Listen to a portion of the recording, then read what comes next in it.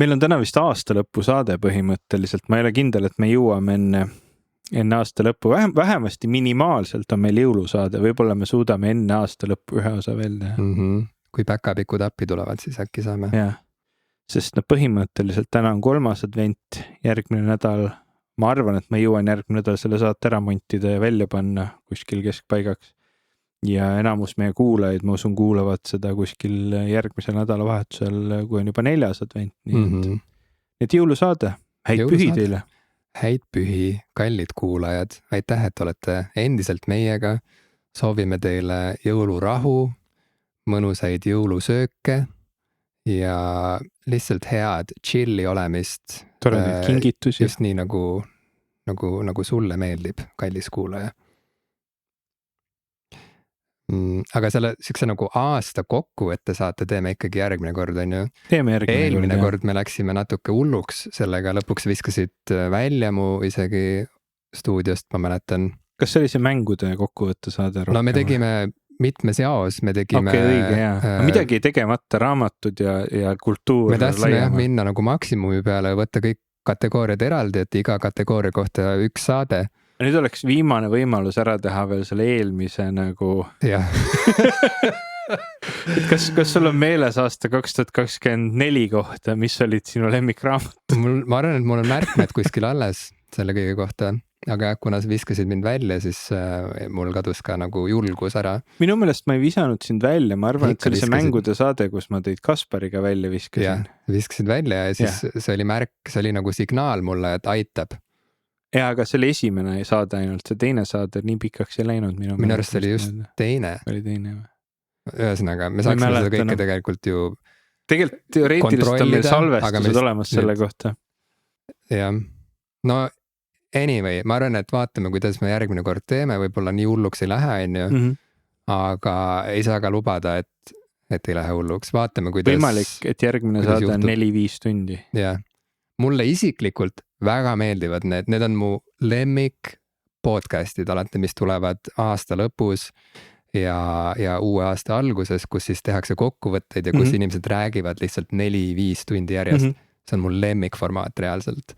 Ma ootan seda, see on nagu, need on minu jõulud, need on minu pikendatud jõulud põhimõtteliselt, et mul ei ole enam vaja mingeid erilisi kingitusi, ma olen sükses vanuses juba, kus nagu mul ei ole vaja veel rohkem asju, kui mul juba on, aga mulle meeldib kuulata pikki erisaateid oma lemmik podcast'eritelt. Sa ei taha väga palju jõuludeks? Ma ei taha jõuludeks väga palju. On ainult üks asi, mida sa soovid? Jaa. Vajad? Sa ei hooli kinkidest oma kuuse all? Ei.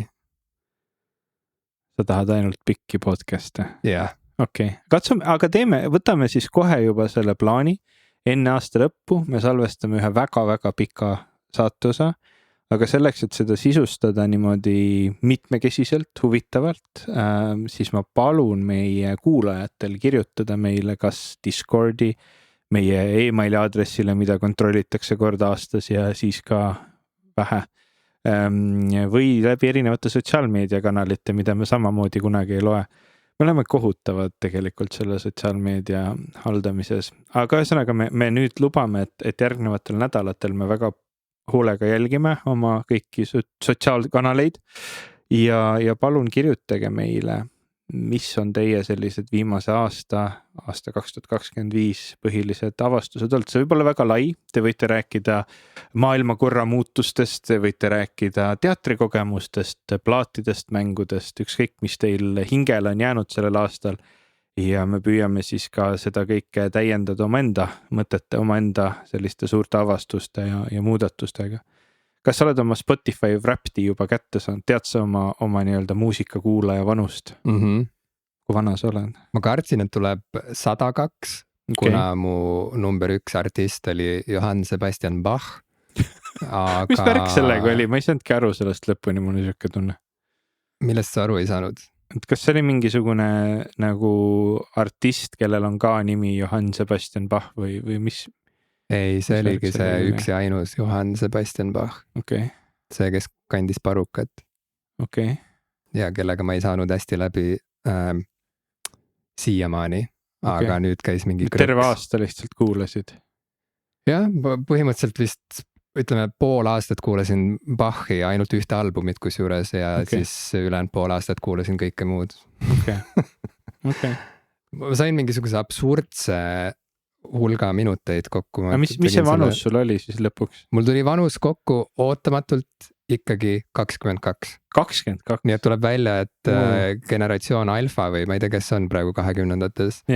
Et ju siis Bach on nende nagu põhiartist, põhiikoon.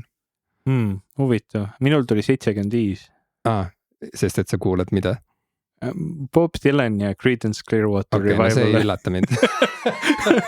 Aga sa saad aru, kuidas seda sama loogikat edasi viies peaks Bachi kuulaja just olema nagu veel vanem vanuse saama, ma ei tea. Aga ma pean ka tunnistama, et alates augustist ma liikusin ära Spotify'st, nii et mul minu see nii-öelda siis järgmise saate ülevaade minu muusikast saab olema keerulisem kokku panna, sest kõik minu kuulamine pole enam Spotify's ja natukene kõik need tulemused on ka selle võrra veidrad, et sellised suveplaadid ma jõudsin ära kuulata veel Spotify's, aga sügisega koos muutus ka minu kuulamisplatvorm. Ja mul on hea meel sulle teatada, et ma ise tegin selle sama muutuse. Mis platvormil sina nüüd oled? No ma ei läinud nagu väga kaugele Spotify'st, ma ikkagi olen Apple Music'u kasutaja. Ma mõtlesin, see on geograafiliselt ikka kaugele mineks, oleksid võinud Deezerisse minna, mis on vist Prantsuse firma. Et Rootsi ja Prantsusmaa vahel pole geograafiliselt väga suurt kaugust. Ja ma nii kaugele ei jõudnud, aga nii et ühesõnaga see Bachi statistika on veel, see veel pädeb, sest seda ma tõesti ketrasin seal. Mis oli sinu lemmik Bachi teos? See oli, ma ütlen sulle kohe, see oli sellise Islandi pianisti nagu Vikingur Olafssoni album Goldbergi variatsioonidest. Ja sellega on selline lugu, ma kuulasin seda kokku Spotify andmetel 4696 minutit, mis teeb kokku minulegi suureks üllatuseks 78 tundi, mida on minu meelest liiga palju. Sest et mulle tundub, et seal võis nagu midagi sassi minna Spotify'le, aga samas ma ei tea. See mitu minutit see oli? 4696 minutit. See on ikka uskumatu. Et seda on ju päris palju. Ja. Seda on väga palju. Ja põhjus on lihtne. Tegu oli aastaga, kus ma kirjutasin väga palju. Ja ma olen selline kirjanik, et mul on alati vaja kirjutamise taustaks muusikat, mis mind sellesse fookusesse aitab laskuda ja ümbritseva maailma just nagu ära kaotab mu jaoks. Ja sellepärast mul on väga suured nõudmised tavaliselt sellele muusikale, mis lõpuks siis sobib selle kirjatükiga kokku, sest et see muusika ühest küljest ei tohi olla liiga endale tähelepanu nõudev ja teisalt see muusika ei tohi olla ka igav. Et ta peab olema nagu kuidagi balansis niimoodi, et ta nagu kannab, aga samas ei nõua tähelepanu. Ja tükk aega otsisin, sest et ma kirjutasin peaasjalikult siis seda mängu, mis meil varsti valmis saab, eks ole, Zero Parade, see on selle mängu nimi, see on juba välja kuulutatud, võite treilereid vaadata igalt poolt, kus treilereid näidatakse, ühesõnaga, et ma istusin ja kirjutasin palju ja ma ei leidnud seda õiget muusikat selle teose jaoks. Ja siis ühel hetkel üks mu kolleeg ütles, et tal on juba mitu aastat järjest Bach number 1 artist kogu aeg, et ta enam isegi ei viitsi vaadata neid Spotify Wrappedest, et see on alati sama.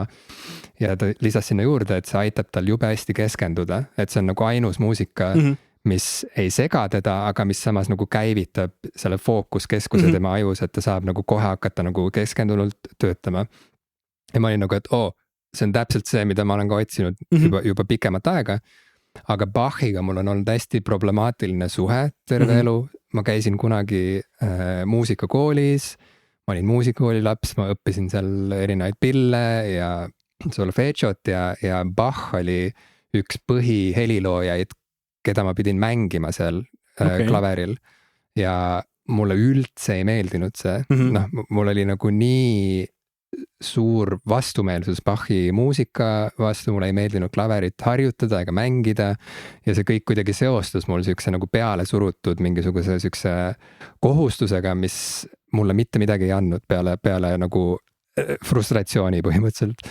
Nii et seal tekkisid mul kohe käärid Bachiga ja Bach nagu rikuti ära mu jaoks põhimõtteliselt sellega, et seda suruti mulle nii palju peale.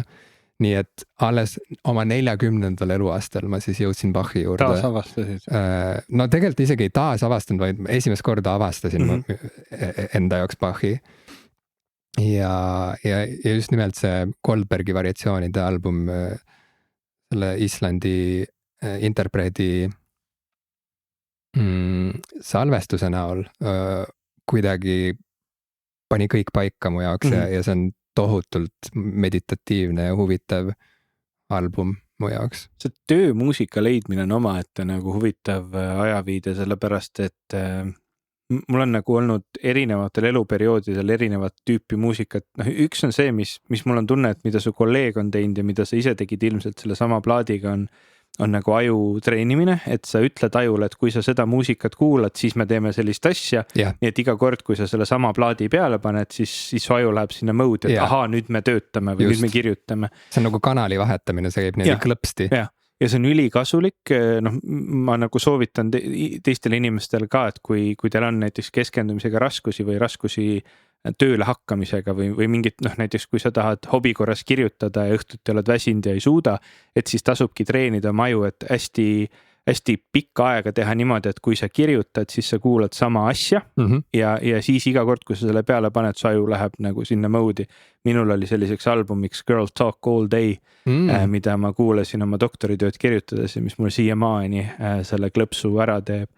Aga erinevatel aegadel on jah, see nagu muusika olnud üsna erinev, mingitel perioodidel selline sõnadeta elektrooniline muusika, nagu võimalikult meditatiivne rütmiline tehno näiteks sobib suurepäraselt või mingid teatud house'i žanrid samamoodi sobivad suurepäraselt selliseks nagu meditatiivseks taustaks, mis lihtsalt võimaldab nagu keskenduda tööle.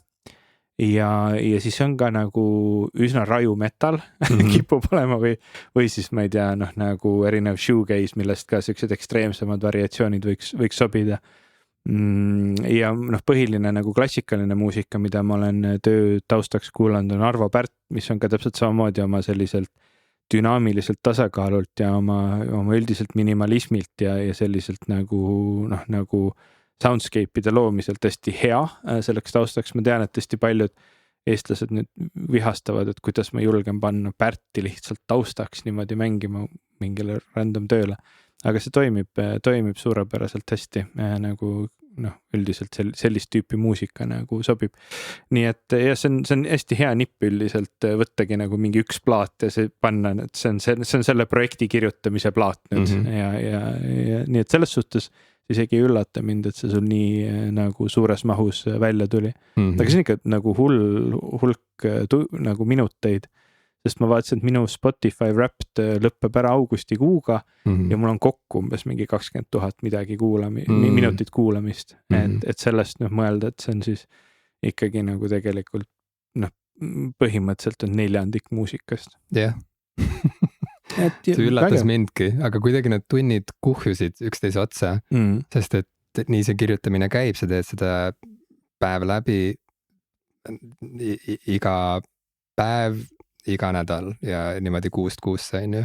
Kas see oli sul seotud selle spetsiifilise mängu kirjutamisega või oli sul mitu erinevat projekti, mis sa kirjutasid? Ei, just selle mängu kirjutamise jaoks mul oli vaja leida muusikat ja ma lihtsalt ei leidnud seda õiget artisti ega albumit ja lõpuks Bach ja Vikingur, ma tahan öelda ta nime uuesti, Vikingur Olafsson lahendasid selle asja ära mu jaoks Goldbergi variatsioonidega.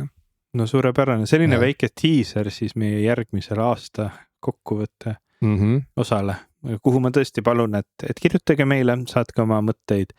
Ma arvan, et me salvestame millalgi jõulude ja aastavahetuse vahel, täpselt ei oska öelda, nii et kui te jõuate meile siin 24-25 detsember näiteks veel kirjutada, siis ma usun, et me saame seda kõik arvesse võtta. Ma ei tea, mis pärast seda saab. plaane, millal me salvestame, ei ole kunagi tekkinud, aga näete, me ikkagi jõuame salvestamiseni. Yeah.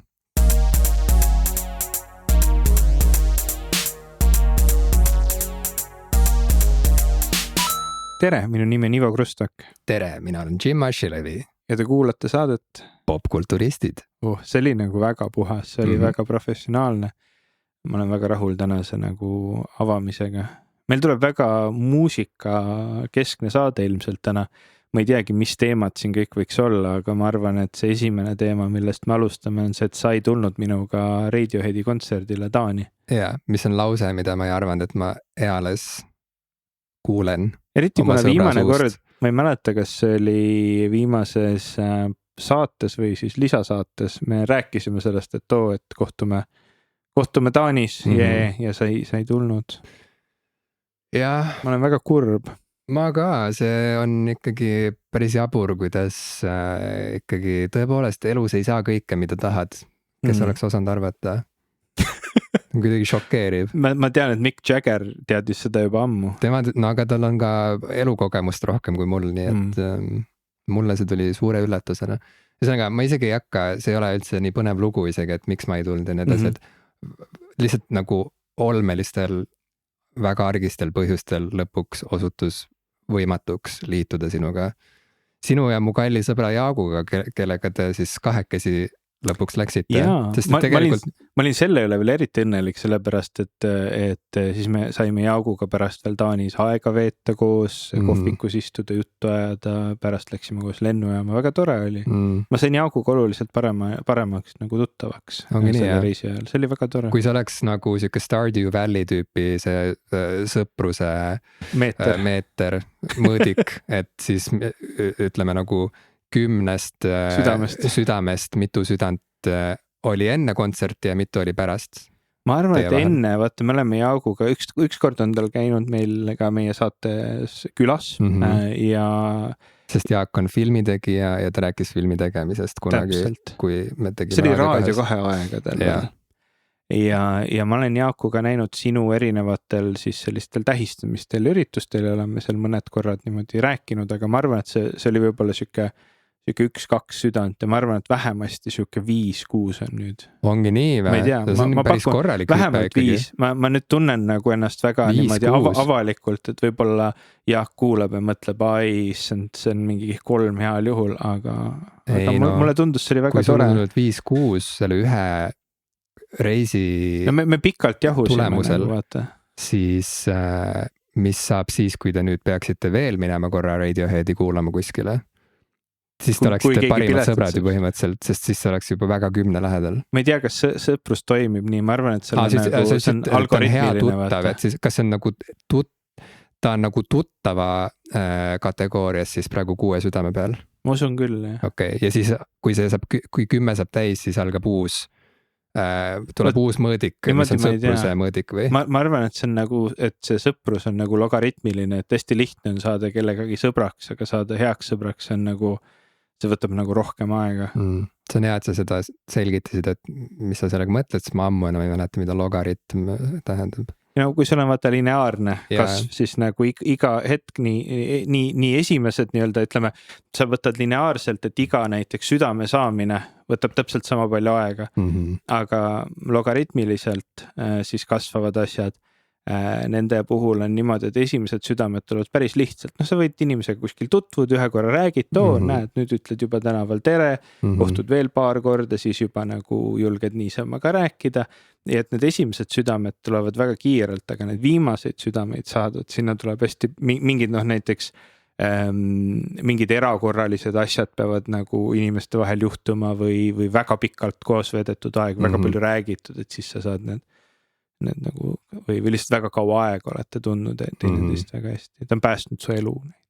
Ma nüüd läksin nagu kohe kiirelt. Või te oleksite koos päästnud kellegi teise elu või karjääri, sest et näiteks see võimalus ju mingis teisel ajajoonel võib-olla oleks tekkinud, arvestades seda, et mõni päev enne kontserti, kus teie käisite Kopenhaagenis, jäeti ära 2 Radioheadi kontserti seal samas Kopenhaagenis, sest et Tom Yorkil oli nende endi sõnul või toetudes nende sotsiaalmeedias avaldatud Infole. teatele, oli ekstreemne kurguinfektsioon või kurgupõletik. Jah.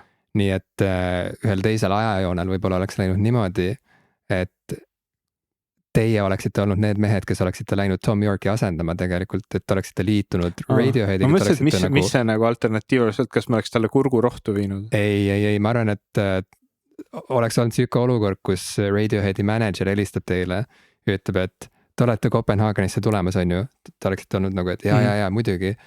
Okei, meil on siuke eriolukord.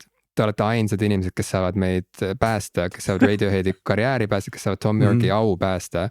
Te peate 2 peale hakkama asendama Tom Yorki tuuri ülejäänud siis nendel kontserditel. See oleks kindlasti meid lähedasemaks teinud, kui ma oleks pidanud pingelises olukorras nagu lavale minema. On ju, astuma Tom Yorki kingadesse, sinu jalas üks king, Jaagu jalas teine. Kõik fännid oleks vihased olnud, sest nad ei näe Tom Yorki. Ja see oleks olnud mega selline, kuidas öelda, siuke bonding experience teile. Jah. Meie maailma vastu, see oleks olnud siuke meie versus maailma olukord. Ja siis, kui poole kontserdi pealt nagu puu asemel hakkab kostuma esimesi plaksutusi. Jaa, mega. Vägev värk. Ja siis Cameron Crowe teeb filmi sellest. Natukene nagu, kui kas sa oled näinud filmi Blues Brothers? Jaa. Vaata, nad läksid kuhugi baari, siuke country baari läksid laulma ja blues ei läinud peale, siis nad hakkasid Rawhide'i laulma, kõik rahunesid maha ja lõpuks kõigile väga meeldis. Umbes selline ma kujutan, et oleks see kogemus võinud olla siis.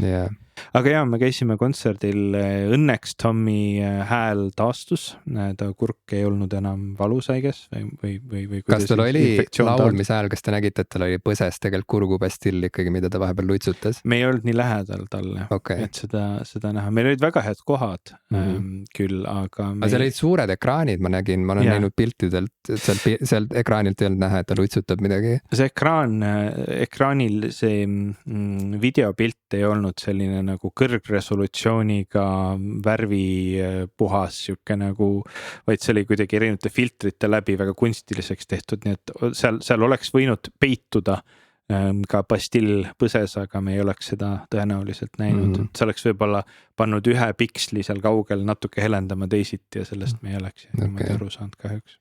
Okei. No palun räägi mulle nüüd sellest kontserdist, sest et ma arvan, et ma ajan siin kelbast selleks, et seda, kuidas öelda, seda valu nagu leevendada, seda ilmajäämise valu, on ju. Aga nüüd ma olen valmis, räägi mulle kõigest. Jaak pinnimise peale lõpuks või õigupoolest Jaagu Pruut, minu kallis kursusõde filmi- ja telekooli päevilt. Helen on tema nimi. Helen ütles, et Jaak oli talle öelnud, et see oli Jaagu elu suurim kontserdielamus. Aga Jaak mulle seda igaks juhuks ei öelnud, sest et ta ei tahtnud mulle haiget teha, sest ta on hea sõber. Kas sa tunned nüüd, et ma olen halvem sõber, sest ma räägin sulle sellest kontserdist? Sest sina ei öelnud üldse mitte midagi mulle ja ma arvan, et see ka näitab, et sul on ikkagi taktitunnet. Me leppisime Jaaguga kokku ka, et me ei hakka sind kiusama. Aga nüüd võib siis jaga minuga kõike. Okei. See oli väga hea kontsert tõesti. See oligi väga huvitav üldse, see piletite saamine oli juba eoses väga keeruline. Helen, sinu kallis kursad, siis need piletid lõpuks sai 4 tükki. Ja ma märgin ära, et ka Helen ei saanud tulla. Ja ka tema ei tulnud lõpuks kontserdile. See pidi ka olema see reisiselskond tegelikult, sina, mina, Jaak ja Helen. Aga siis 2 4 kukkusid ära. Ja mul oli super hea meel, et sa minule mõtlesid ja pakkusid seda piletit, kui sulle see võimalus avanes. Sest muidu minul nendel loosidel, mis välja olid siis nagu mõeldud Radioheadi poolt, kuidas neid pileteid siis üle nagu nende turnee jagada. Minul seal loosil õnneks ei läinud. Mul ka mitte. Aga mis oli tõesti õnneks minemine, oli see kontserdi kuupäev. Sellepärast, et nagu sa juba korra mainisid, siis esimesed 2 Taanis, Kopenhaagenis toimuma pidanud kontserti jäid ära. Või täpsemini mitte jäänud ära, vaid lükati edasi siin 15. 16. peale ja mul oli üks sõbranna, kes oli Kopenhaagenis, kui tuli see teade, et sorry, täna õhtul toimuma pidanuks kontsert jääb ära ja palun tulge tagasi paari nädala pärast, nii et ma nagu läksin päev enne kontserdipäeva siis 3. detsembril Kopenhaagenisse mõttega, et ma võin lihtsalt tulla Kopenhaageni reisile, et võimalik, et kontsert tegelikult jääb ära, sest nagu sa ka mainisid, eks ole, ekstreemne kurgupõletik on väga võimalik, et see nii-öelda eeldus või mõte, et küllap on siis järgmiseks 2 tuuripäevaks korras, et see võib nagu kalt vedada ja tegelikult kontsert ei toimu. Aga õnneks toimus ja mul oli üldse siuke väga tore reis, ma ei olnud Kopenhaagenis väga ammu käinud ja üldsegi, isegi kui ma seal käisin, see oli, ma pakun mingi keskkooli lõpp ja ma olin seal ainult mõned tunnid, nii et ses suhtes ma käisin nüüd paar päeva mööda Kopenhaagenit ringi, avastasin linna ja see kontserdipaik oli mingisugune uuem siuke kontserdisaali ehitis seal, mingi Royal Arena või midagi sellist. Ja see oli üks paremaid kontserdisaale, kus ma kunagi käinud olen, et see oli selles mõttes väga hästi nagu korraldatud, inimeste liikumine, kes kust sisse läheb, piletid, kontrollid, asjad oli väga-väga nagu modernne, väga mugav, väga lihtne, väga kiire, hästi lihtne oli kokku leppida, kus me kohtume, kuhu edasi. Järjekorrad olid muidugi kohutavalt pikad, seal nii-öelda õues juba enne sellesse areenile sisse minnes olid need merch'i putkad, kus ma mingi hetk otsustasin, et okei, et siin nagu vihma käes väljas oodata, ma isegi ei hakka. Et teoreetiliselt jah, seda nii-öelda spetsiifilise kontsertisärki ma ei oleks saanud, aga kõiki muid särke oleks saanud tellida internetist ja mõtlesin, et kui see jääb täna ostmata, siis pole hullu midagi. Nii et ma läksin sisse, sees olid veel pikemad järjekorrad, et ma arvan, et siuke nagu keskmine õlle-snäki järjekord, kui tahtsid osta midagi, sealt oli siuke 10-15 minutit ja ma arvan, et ma seisin seal särgi järjekorras, sest sees oli võimalik särki osta ja ma mõtlesin, et midagi muud ka teha ei olnud, selline kontserti soojendajat ei olnud, et siis ma siis ikkagi ootan ja seisan selles järjekorras ära, mul oli üks väga põnev raamat ka pooleli Audible'is, nii et ma tahtsin seda kuulata. Mis raamat? The Will of the Many. Me võime sellest teinekord rääkida, ma arvan, et see võiks olla järgmise saate üks teemasid, sest see on tõesti, ma arvan, et üks mu selle aasta põnevamaid lugemiskogemusi. Okei, põnev. Aga ma kuulasin raamatut ja olin pool tundi pluss järjekorras, sain ostetud särgi omale kontserdit ja siis hakkaski kontsert. Me olime sellisel kohal kuidagi, see lava oli ehitatud sellise ümmarguse põhja peale, ta oli ümbritsetud täies mahus, nagu sa mainisid, ekraanidega, mis olid sellised pool läbipaistvad, ehk siis sa nägid nagu selle suure ringi keskel neid instrumente, seda bändi, aga sa nägid seda läbi sellise nagu kardina, mis olid nagu korraga nagu selline kardin ja ekraanid. Ja kogu inimeste siis hulk oli ümber nende, kõigepealt siis seisukohad kohe ümber selle nagu lava ja siis need ümber ringis siis istumiskohad ja meie olime nagu alumistel istumiskohtadel ja nägime väga kenasti üsna lähedalt nagu lava. Bändi inimesed liikusid üsna palju ringi ümber lava selles mõttes, et igalt poolt oleks nagu suhteliselt hea kõiki näha, et vahepeal Tom laulis otse meie poole, vahepeal ta oli täiesti teiselt poolt, trummar isegi keeras ennast vahepeal ümber ja see on mingi hull nagu mässamine toimus. Ja need ekraanid olid ehitatud niimoodi, et see kontsert algas ja siis visuaalid tekkisid siin ekraanidele, sa nägid visuaalid tagant bändi. Mingi et need ekraanid siis tõsteti üles ja kontserdi ajal neid siis nagu eri tasemetele nagu lasti üles jälle ja nendele kuvati siis iga looga seotud albumi visuaale väga ägedasti, lisaks siis sellele, mis laval toimus. Ja need olid ka kuidagi filtritena läbi, nagu kõik pildid, mis seal olid ka lavalt, olid siis nagu kuidagi väga graafilised ja väga nagu sellised teistmoodi, väga huvitavalt tehtud. Et see kõik nagu oli meeletult uhke produktsioon. Ma olin üllatunud, sest kui ma praegu peast ei eksi, siis see toimub minu meelest 4 kohas on 4 kontserti, ehk siis kokku 16 kontserti üldse sellel tuuril. No Inglismaa, Saksamaa, London, Berliin, Taani. Kopenhaagen ja midagi Itaalias üks linnadest. Aha. Oli minu meelest. Nad olid ka Hispaanias. Olid ka? Yeah. Võib-olla see on ikkagi rohkem.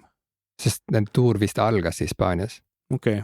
kui ma ei eksi. Igatahes see nagu tundus meeletult suur produktsioon üsna väheste nagu kuupäevade kohta. Et noh, vaata, et ikkagi suured pikad tuurid tänapäeval kestavad nagu paar aastat. Nagu vahel on ühe tuuri pikkus. Ja, kui vaadata, noh, ma ei tea. Taylor Swifti ja Ed Sheeranit ja Coldplay'd ja kõik, eks ole, U2. Et suured tuurid nagu, mille vääriline kindlasti Radiohead oleks selles mõttes, et kui nad tahaks, nad oleksid võimelised rahulikult täis müüma nagu paar aastat kuupäev üle maailma. Aga nad olid suhteliselt siukse väikse tuuriga, loosipiletid, värgid, noh nagu ja selleks oli ikkagi väga kvaliteetne produktsioon kokku pandud ja teine asi, ma olen käinud headel sisekontserditel, kus on hea heli. Tavaliselt on need väiksemad saalid. Ma ei ole kunagi sellisel suurel areenal nii hea heliga kontserdil käinud, et see võib-olla ka oli nagu seotud sellega, kui hästi see kontserdisaal oli ehitatud. Et sellisel suurel rock-kontserdil, kus on nii palju inimesi, kus on nii suur saal ja ta toimub mingisugusel sellisel areenal, kus ilmselt seal ka siis mingitel päevadel tehakse, ma ei tea, mingit spordimänge ja muud asju.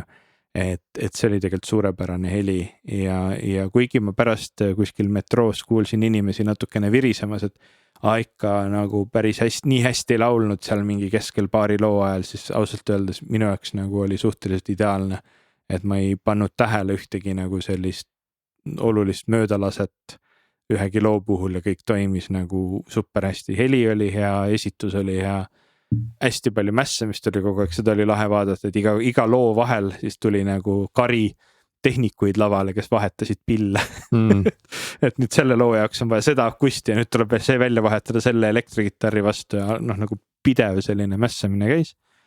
Aga see oli ka nagu väga kiirelt ja ägedalt ja mõnusalt tehtud, et väga selline introspektiivne, ütleme, esinemisstiil.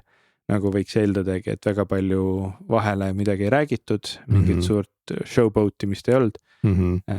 Natukene seal oli siukest nagu lavashow'd nagu oli, aga see kõik toimus nagu nendel suurtel ekraanidel ja Tom vahepeal tantsis ringi, aga see oli ka nagu maksimum sellest nii-öelda show'st, aga sellegi poolest oli tõesti ma ei julge öelda, et see oli nüüd kõige nagu vägevam kontsertelamus, mis mul on olnud, sellepärast, et eriti nooremana mingid väga suured elamused, nagu meid esimest korda Iron Maideni kontserdil või muud sellised olid nagu võib-olla olulisemad, aga kindlasti olid üks paremaid ja mõnusamaid kontserdielamusi.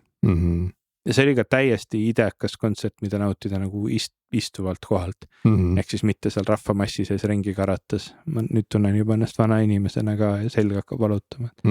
Päris mõnus oli istuda. Sellega mu kokkuvõte lõpeb. Ma ei oska midagi rohkemat rääkida. Kas sa tunned, et sa kuulud õnnistatute hulka nüüd, kui sa oled seal ära käinud? Jaa, või selles suhtes ma hakkasin nagu mõtlema selle peale, kui kallis see kõik oli, eks ole, et esiteks teise riiki kontserdile minek, kontserdipilet ise oli pea 150 €, särk oli 50 €, et kõik selle juures tegelikult oli väga... Sa said särgi kätte ikkagi? Ma ostsin ikkagi ära. Okay, cool. Et kõik see oli nagu üsna kallis ja siis tekib see küsimus, et kas on nagu väärt lihtsalt ühe kontserdi pärast nii palju raha ja aega nagu sinna alla panna. Ja selle puhul ma ütlen küll ära, et see oli seda väärt, see oli nagu see kogemus vääris seda pingutust antud olukorras, et kas ma järgmine aasta läheks uuesti samadel tingimustel samamoodi. Ma ei ole kindel.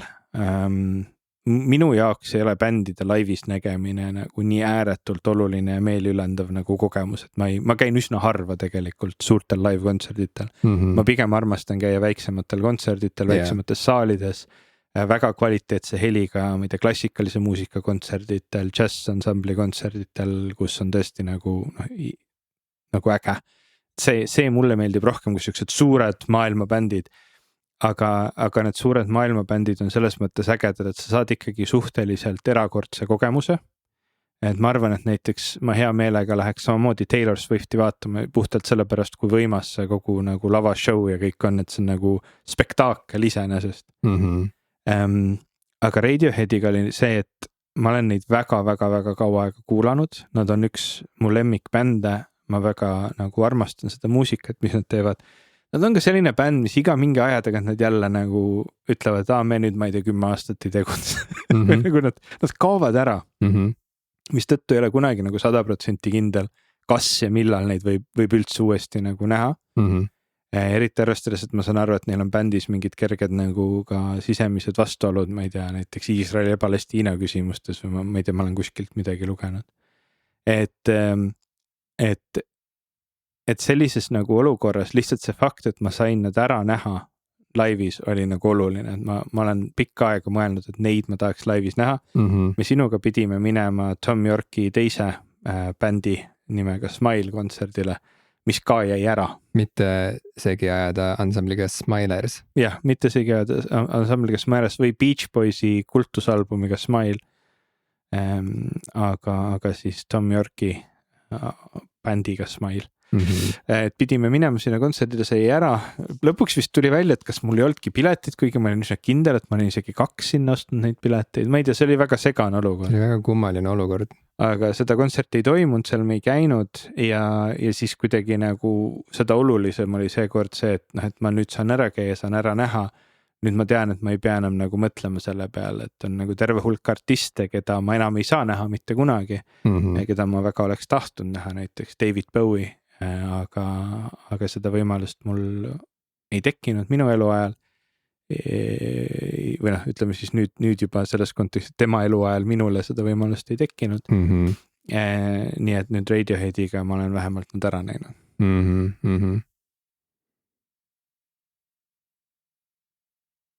Jah. Ma ei oskagi siia enam midagi öelda. Ma nagu tunnen, et seda nagu kontserti niimoodi nagu sõnades väga edasi anda ei saa. Ma rääkisin väga tehniliselt ära, mis seal nagu toimus. Mul oli hästi hea seal olla, ma nautisin väga seda, kõik oli väga ilus, inimesed käitusid väga hästi, ei olnud nagu sellist mingit hullu laaberdamist ja röökimist nagu väga viisakalt, aga selgelt nagu väga suured fännid olid kohal, kes pehmete lugude lehvitasid oma telefonide, kui sa paned nagu telefonis tööle selle taskulambi, et see hästi palju oli näha, kuidas inimesed vanasti tegid seda välgumihklitega, nüüd siis lehvitasid oma telefonidega, see nägi hästi ilus välja. Et mulle väga meeldis. See on nii veider, kuidas nüüd järjest on tekkinud võimalusi minna kuulama mingisuguseid teismeea kangelasi ja ma vist ei olegi ju eriti midagi rääkinud siin oma suvisest Oasis elamusest Dublinis. Aga kui sa kirjeldasid siin seda, et sa tegelikult eelistad väiksemaid kontserte ja sul ei ole, sinu jaoks ei ole nii tohutult oluline näha bändi laivis kokkuvõttes, isegi kui see on bänd, mis sulle väga meeldib, siis sellele samale äratundmisele ma jõudsin Oasisel tegelikult, et mul see sinna minek, alustades sellest, et kui raske oli neid pileteid saada, samamoodi oli vaja mingi loosi protsess läbi teha, siis kui loosi oli naeratas ja mulle õnneks naeratas, siis oli vaja seista järjekorras, mis seal inimestel, online järjekorras küll, aga kuulsin mingeid õuduslugusid inimestelt, kes olid võtnud endal, ma ei tea, töölt päeva vabaks, et see pilet endale hankida ja siis seisid võib-olla seal, ma ei tea, 12 tundi seal järjekorras või isegi pikemalt. Ja lõpuks jäid ikkagi ilma ja olid ülinärvis või siis jõudsid sinna lõppu välja, kus tekkis siis võimalus osta see pilet ära, et nüüd on sinu kord, inimene oli oodanud, ma ei tea, 14 tundi järjest oli passinud selle arvuti ekraani ees ja vaadanud, et ma ei tea, et ekraani läheks vahepeal magama või arvuti tervikuna ei läheks vahepeal sleep režiimi ja nii edasi. Et elekter ei läheks ära ja nii edasi. Lõpuks nüüd on sinu kord, osta pilet ära ja siis oli kogu see Ticketmasteri fiasko, kus dünaamiline hinnastamine kruttis hinnad lihtsalt, ma ei tea, 5-kordseks seal mõne inimese puhul et ta oli arvestanud, et ma ei tea, kulutab 100 naela pileti ostmise peale, lõpuks nagu ta pandi lihtsalt fakti, et osta see 500 pilet või ma ei tea, osta see 700 pilet või siis kao minema, ja see kõik ajas inimesi väga närvi, tekitas palju meelehärmi, mul läks väga kuidagi libedalt ikkagi, et ma vist seisin selle järjekorras, mina ei tea, võib-olla tund, võib-olla 1,5 tundi, ei olnud midagi hullu, arvuti taga passides, ma ei tea, muusikat kuulates 1,5 tundi päris mõnus. Pole mingi probleem, on ju. Ja sain pileti ka üsna inimliku hinna eest, aga lõpuks ikkagi see kadalipp, mis sellele järgnes, et kuidas üldse sinna Dublinisse saada, sest meil oli ühesõnaga seal nagu igast asju oli vaja ära orgunnida lastega seoses, tööga seoses, igast muude asjadega seoses. Samal ajal visati igal pool internetis nalja, et kas see Oasis püsib üldse nii kaua koos, et kontserdid saab ära tehtud. Et lõpuks, kui me Keaga abikaasaga sinna Croke Parki jalgpallistaadionile jõudsime ja see kontsert pihta hakkas ja kui see kõik seal siis nagu toimus, siis ikkagi ma ühest küljest olin jube õnnelik, et ma seal olen ja et ma selle ajaloolise hetke ikkagi ära nägin, sest et nendegi puhul on ju küsimus, et kas nad üldse kunagi veel midagi teevad ja et see, et nad üldse veel uuesti selle tuuri jaoks kokku tulid, oli ka siuke väga ootamatu asi ja väga nagu ebatõenäoline asi, sest et Gallagheride vennad ikkagi mingil hetkel või Noel ilmselt siis eeskätt tundis, et et ta lihtsalt ei suuda, et ikkagi Liamiga on võimatu koostööd teha, on ju. Et see, et nad ikkagi selle tuuri ette võtsid, tundus nagu siuke ükskord elus võimalus on ju veel fännile nagu näha neid laivis. Aga lõpuks ikkagi jah, see oli võimas. Aga ma tundsin nii selgelt, kas see oli kõike seda väärt? Ma ei taha nii palju pingutada ja nii palju aega ja raha kulutada tegelikult, et kokkuvõttes käia kontserdil. Mul käis mingi krõks ära, et ma tundsin, et see on liiga suur rahakulu, see on liiga suur nagu närvikulu tegelikult, kui sinna juurde käib mingi tohutu logistika, mis on nagu lihtsalt liiga keeruline, et seda kõike nagu ära õigustada. Jah, okei, kui keegi tuleb siia lauluväljakule esinema, siis ma võib-olla vean ennast kodust välja ja mul on, lauluväljakul näiteks Depeche Mode'i kontsert oli fantastiline. See oli nagu lihtsalt nii suur elamus. See on mu elu mingis, ma ei tea, top 3 kindlasti. Aga ikkagi need suured siuksed staadioni kontserdid, ma ei tea, see, ma kõlan nagu mingi täielik imbetsil, kui ma nüüd seda ütlen, mida ma kohe ütlema hakkan. Aga see Oasise kontsert, rääkides akustikast, see oli ikkagi liiga vali. Ma saan aru, et see on rock and roll, on ju, see ongi siuke, see peabki olema lärmakas, võib-olla natuke liiga lärmakas, see peab olema seal nagu purjus ja natuke võib-olla, kui sa nagu verise ninaga koju ei jõua, siis sa pole seal kontserdil ilmselt käinud tegelikult, võib-olla nagu maksimumi võtnud sellest.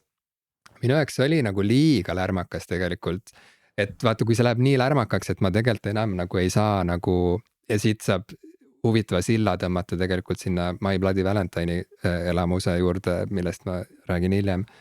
Aga jah, mina näiteks ei ole kindel, kas see oli nagu kokkuvõttes seda kõike väärt. Mul on hea meel, et sa Radioheadi puhul tunned, et see oli lõpuks seda kõike väärt. Seal Dublinis ma kuidagi otsustasin enda jaoks ära, et ma enam ei saa niimoodi, ma ei taha niimoodi. Ma käin väikestel kontserditel, kui on mõnus käia, kui on lihtne minna ja suurtel kontserditel ainult nagu, kui see on tõesti mul, ma ei tea, kodu lähedal ja mul on kuidagi jube lihtne nagu minna ja tulla sealt ja ma ei tunne kohustust, et seal nagu kuidagi lõpuni olla. Näiteks Justin Timberlake'i kontsert, ma tulin sealt poole pealt ära ja väga hea tunne oli ära tulla ja minna koju. Jumal tänatud, et hea, kui see kord läbi sai. No et hea, et ma ei olnud kuskil nagu, ma ei tea, ei olnud reisinud kuskile kaugele ja pannud hästi palju raha magama selle nimel ja bookinud endale mingid ööbimiskohad ja bla bla bla bla bla. Selle Oasise kontserdil oli mingi huvitav asi hakkas juhtuma ka kohe alguses, et inimesed hakkasid loopima õlut. Et ma ei tea, kas see oli nagu mingisugune nagu Iiri teema. Üksteise pihta. Jaa, lihtsalt inimesed nagu rüüpasid oma topsist nagu ühe sõõmu õlut ja siis nagu viskasid ülejäänud õlu lihtsalt need üle inimeste peade ja see toimus nagu igal pool seal staadionil kontserdi alguses kuni lõpuni veel. Sel hetkel, kui Richard Ashcroft läks lavalt ära ja oli paus ja tuli lavale Liam Gallagher lõpuks, kohe kui Gallagher nagu oma suu lahti tegi ja suurele ekraanile tema larv kuvati, lendas nagu sealt suure kaarega, siuke nagu õlletops niimoodi nagu sealt kaamerast mööda, et see oli suurelt näha seal ekraani peal ka. Ja sealt edasi see oli non-stop lihtsalt, nii et me olime Keaga nagu lihtsalt siukse nagu vihma õnneks ei sadanud, aga sadas õlut, saad aru? See on kõige sürrim asi. See on nii kallis see õlus. Miks sa seda loobid? Miks sa loobid seda nagu what the fuck nagu? ja jällegi võiks ju ka öelda, et come on mees, see on rock n roll, vaata, et see on nagu äge, kui sa lähed pärast nagu õllest läbi ligunenult koju ja oled pool kurt. Aga ma ei tea, et ma ei tea, kas see on see, mida ma nagu vajan. Mingi periood ma käisin hästi palju nagu nende suurte bändide kontsertidel, oli siuke periood, kus Tallinnas ka käisid, nagu oli see Saku Suurhall ja seal käisid hästi palju välismaiseid artiste, keda ma tol ajal kuulasin, keda ma tahtsin näha väga, seal oli R.E.M., seal oli Deep Purple, seal oli Uriah Heep ja nii edasi, ma nagu järjest käisin. Ja ma käisin ka Soomes paar korda Iron Maidenit kuulamas ja ma nagu armastasin tol hetkel väga nagu suuri live-bändide kontserte, heavy metal, siuke rock n roll värk. Aga ma pean ka tunnistama, et mida aeg edasi, esiteks see, et Saku Suurhallis tol hetkel, ma eeldan, et ka täna oli täiesti kohutav heli. Suur metallkamber, kus keeratakse muusika väga paljuks ja siis on nagu lihtsalt, et see kõik oli väga halb. Aga kus juures väga üllataval kombel, ma olen suga täiesti nõus, minu arust kõik siuksed kontsertüritused Saku Suurhallis on kuidagi hukule määratud, aga ma ei mäleta, mis aastal see oli mingi 10 aastat tagasi või umbes nii, kui Massive Attack käis viimati Eestis. Nende live seal oli tohutult hea heliga ja see oli siuke heli, kus sa suutsid eristada kõike. Kõik oli selgelt kuulda ja kõik oli piisavalt kuidagi suur ja vali, et tekitada tunnet, et ma olen kontserdil, aga see ei olnud kurdistav ja ma sain reaalselt sõpradega vestelda vahepeal niimoodi, et me ei pidanud nagu karjuma üksteisele kõrva. Ja see oli täiesti, ma ei tea, mis ime läbi neil see sound sai niimoodi seadistatud, aga ühesõnaga, ma tean omast kogemusest, et seal on olnud üks kontsert vähemalt, kus sound oli väga hea. Ja minul nagu ma arvan, lõpuks need suured kontserdid rikkuski ära, seal oli Ozzy Osbourne'i kontsert, mul on väga hea meel, et ma olen näinud Ozzy laivis, aga see heli oli nii halvaks keeratud, et see tegi nagu haiget ja kõige hullem oli Rob Halford. Ma ei mäleta, kas oli Rob Halford või Judas Priest, igatahes Rob Halford laulis. Ja ma mäletan seda nagu umbes niimoodi, et iga kord, kui ta läks mingi kõrgema nagu karjumise peale, ta teeb päris tihti, ta on väga võimekas vokalist. Iga kord, kui tema läks oma häälega hästi valjuks, hästi kõrgeks, siis kogu süsteem läks feedbacki. Ja lihtsalt see nagu oli füüsiliselt valus kõrvadele ja pärast 3 päeva kõrva tundesid, et ilmselgelt oli seal juba nagu kuulmiskahjuga nagu tegemist. Ja sellised kogemused minu jaoks nagu selle suure kontserdi rikkused ära, ma hakkasin ka nagu ise mõtlema seal rahva sees nagu hüpates nagu, et nagu mida ma teen siin, et mul on nagu palav ja mul valutavad kõik kohad ja ma olen väsinud ja ma ei kuule muusikat, ma ei naudi seda, lihtsalt äge on siin olla, sest ma näen mingit bändi, mis mulle meeldib, aga kas ma saan sellest mingit muusikakogemust, tegelikult väga ei saa. Ja siis ma hakkasingi lihtsalt mingi hetk ma ei käinud enam ühelgi suurel kontserdil, pigem tõesti väiksematel, kas mingi kontsertsaalid siin-seal, mingi klassikaline muusika, džäss, väiksemad pop-ansamblid, indie-ansamblid, kontserdid siin-seal, neid ma tegin. Aga siuksed suured rock-kontserdid olid minu jaoks nagu täielikult ennast ammendanud ja nüüd, ma ütlen, see Radiohead oli selles mõttes äge kogemus, ma olen siin viimaste aastate jooksul, ma olen saates ka rääkinud, on olnud väga häid nagu kontsertkogemusi ja teatud mõttes peab ütlema, et ka lihtsalt nagu see live helitehnika on nii palju paremaks läinud. Et nagu see aeg, kui keegi nagu suhteliselt suvalisel mingisugusel helipuldil nagu seda heli krutib suht kehvadesse kõlaritesse, on läbi see hulk erinevaid digitehnoloogiaid, mis võimaldavad ülitäpselt seda heli nagu paika keerata, need kõlarid, mis on ehitatud olema väga konkreetselt nagu rahva poole suunaga, väga hea nagu sageduseristusega, need on teinud paremaks seda kõike. Aga mingi osa minust on ka vist see, et nagu ma nagu teismelisena armastasin käia nendel kontsertitel, nüüd ma nagu enam ei pea. On vähe bände, kelle puhul ma ütleks, et selle nimel ma näeks vaeva. Radiohead oli üks nendest bändidest, et ma tõesti olin nõus seda ette võtma. Ma näiteks siiamaani, ma tean, et suvel oli AC/DC Tallinnas ja ma mõtlesin pikka aega, kas ma lähen. See 120 € pilet oli üks siuke koht, kus ma mõtlesin, et ma nagu kartsin, et see saab olema väga sarnane kogemus nagu need siin need teised rokkbändid, et lähed ja tegelikult ei naudi seda, noh muusikaliselt ei ole see nauditav.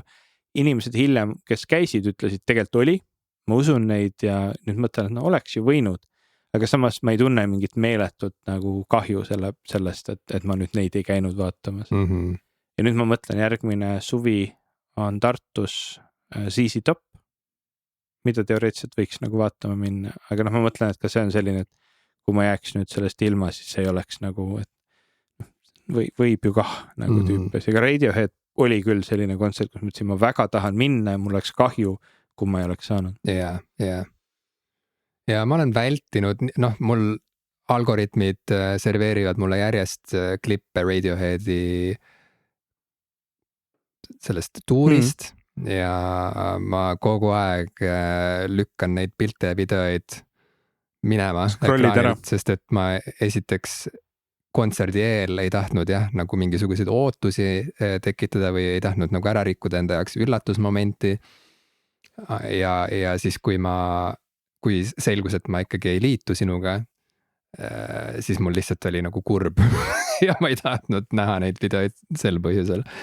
Aga noh, nii palju kui ma olen niimoodi piilunud, siis see kõik tundub tõesti väga kaunis, see kuidas see lava on niimoodi sinna publiku keskele seatud ja kuidas nad selle ringikujulise lava peal siis toimetavad ja musitseerivad ja need visuaalid, mida sa kirjeldasid, videoprojektsioon nendele rippuvatele ekraanidele, see kõik on tundunud väga-väga maitsekas ja lahe ja kuidagi läbimõeldud ja siuke ilus. Et ma arvan, et see oli kokkuvõttes, noh, see on tegelikult nüüd nagu üdini subjektiivne ja sõltub inimesest täiesti, kellele mis rohkem meeldib. Aga ma arvan, et see oli nagu erilisem ja nii-öelda jutumärkides parem kontsertelamus, kui oli võib-olla Oasis tegelikult. Sest et nad on selles mõttes nagu sarnase kategooria kontserdid, et tegu on kultusbändidega, mille puhul enam aastaid ei olnud enam teada, et kas sealt midagi üldse uut tuleb. Noh, Oasis oli vist isegi veel kauem olnud varjusurmas. Ja nad olid ikkagi tegelikult juba laiali läinud, on ju. Radiohead ei olnud laiali läinud, aga lihtsalt oli pikk vahe sees olnud juba tuuritamisel vist umbes 7 aastat või midagi sükest. Ja viimasest albumist oli ka juba kaua aega möödas.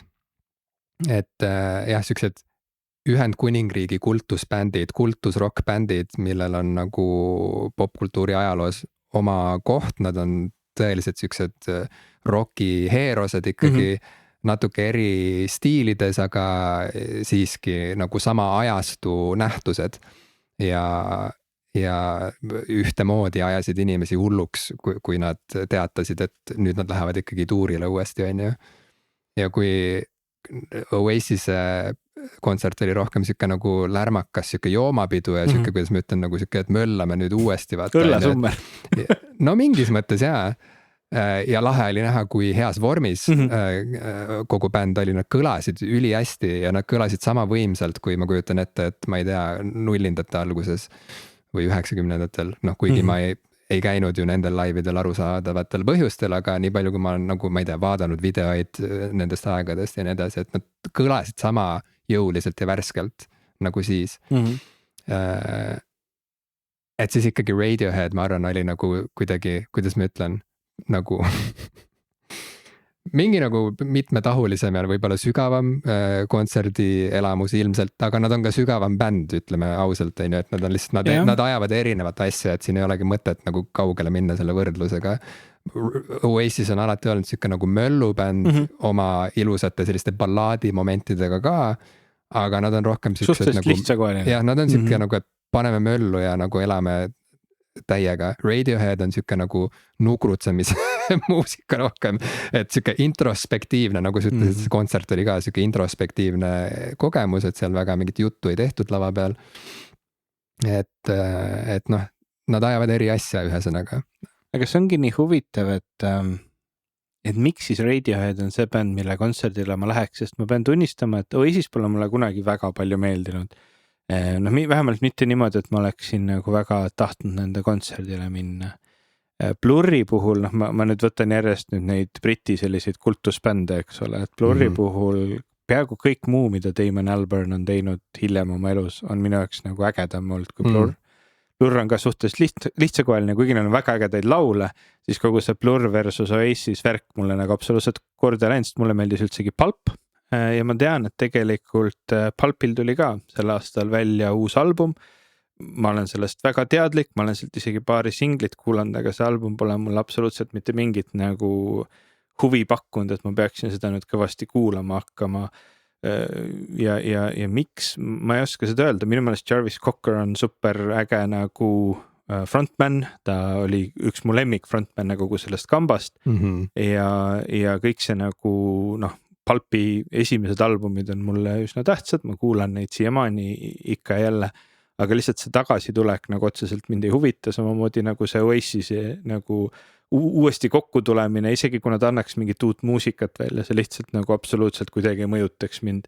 Samal ajal, noh, kui ma võtan see kõrvale, eks ole, selle sama Blurri, mida ma ei kuulanud siis ja praegugi lihtsalt peale selle, et neil on paar nagu ägedat laulu, ega see mulle nagu väga korda ei lähe, et lihtsalt nagu Damon Albarn jällegi teistpidi loob nagu meeletult ägedat muusikat, mida ma väga-väga tahan kuulata siiamaani.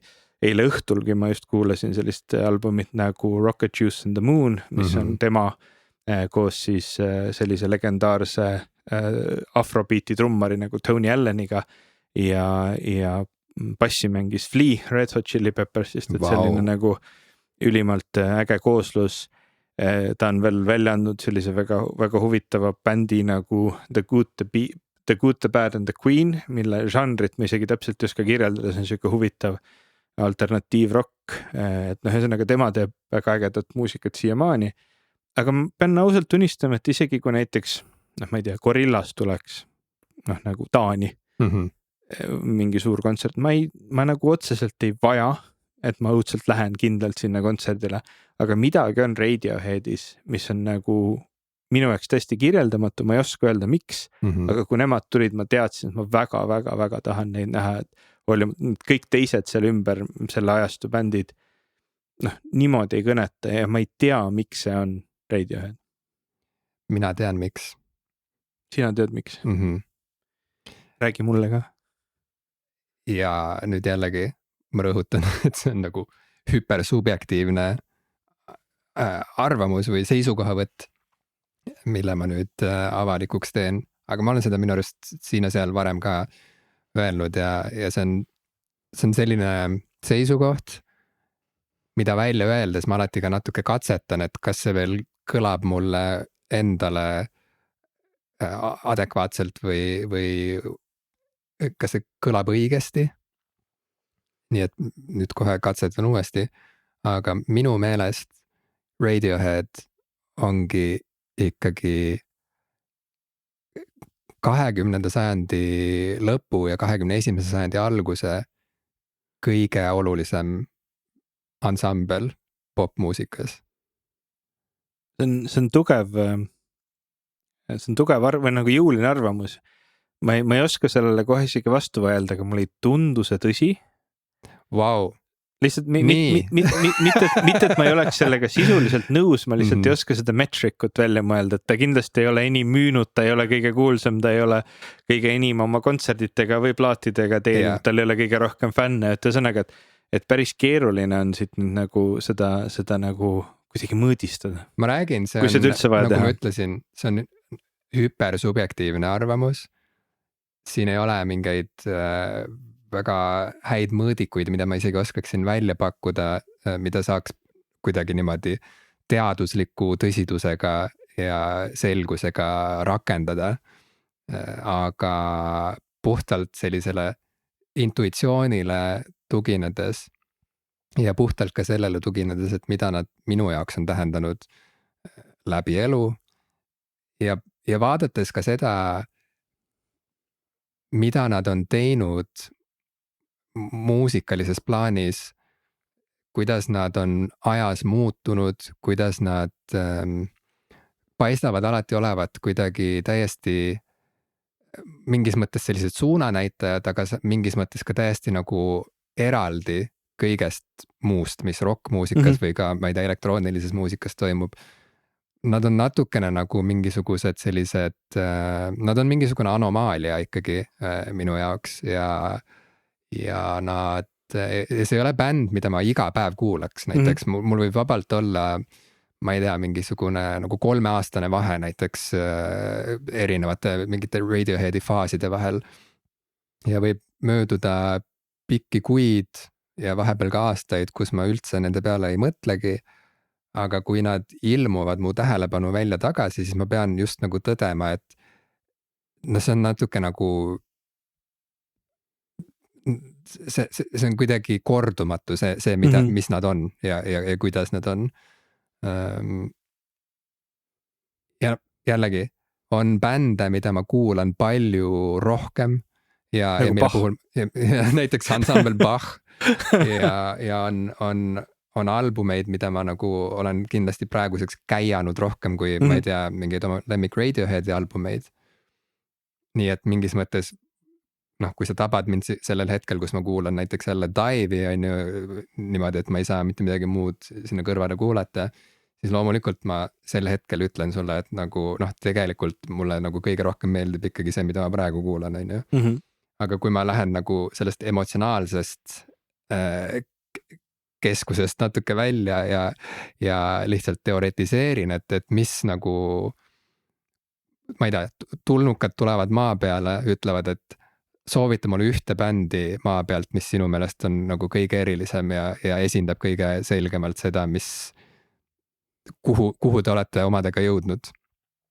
Siis Radiohead minu jaoks esindab nagu nii suurt osa sellest, ma ei tea, popmuusika ajaloost, rockmuusika ajaloost, aga ka pop ja rockmuusika tulevikust.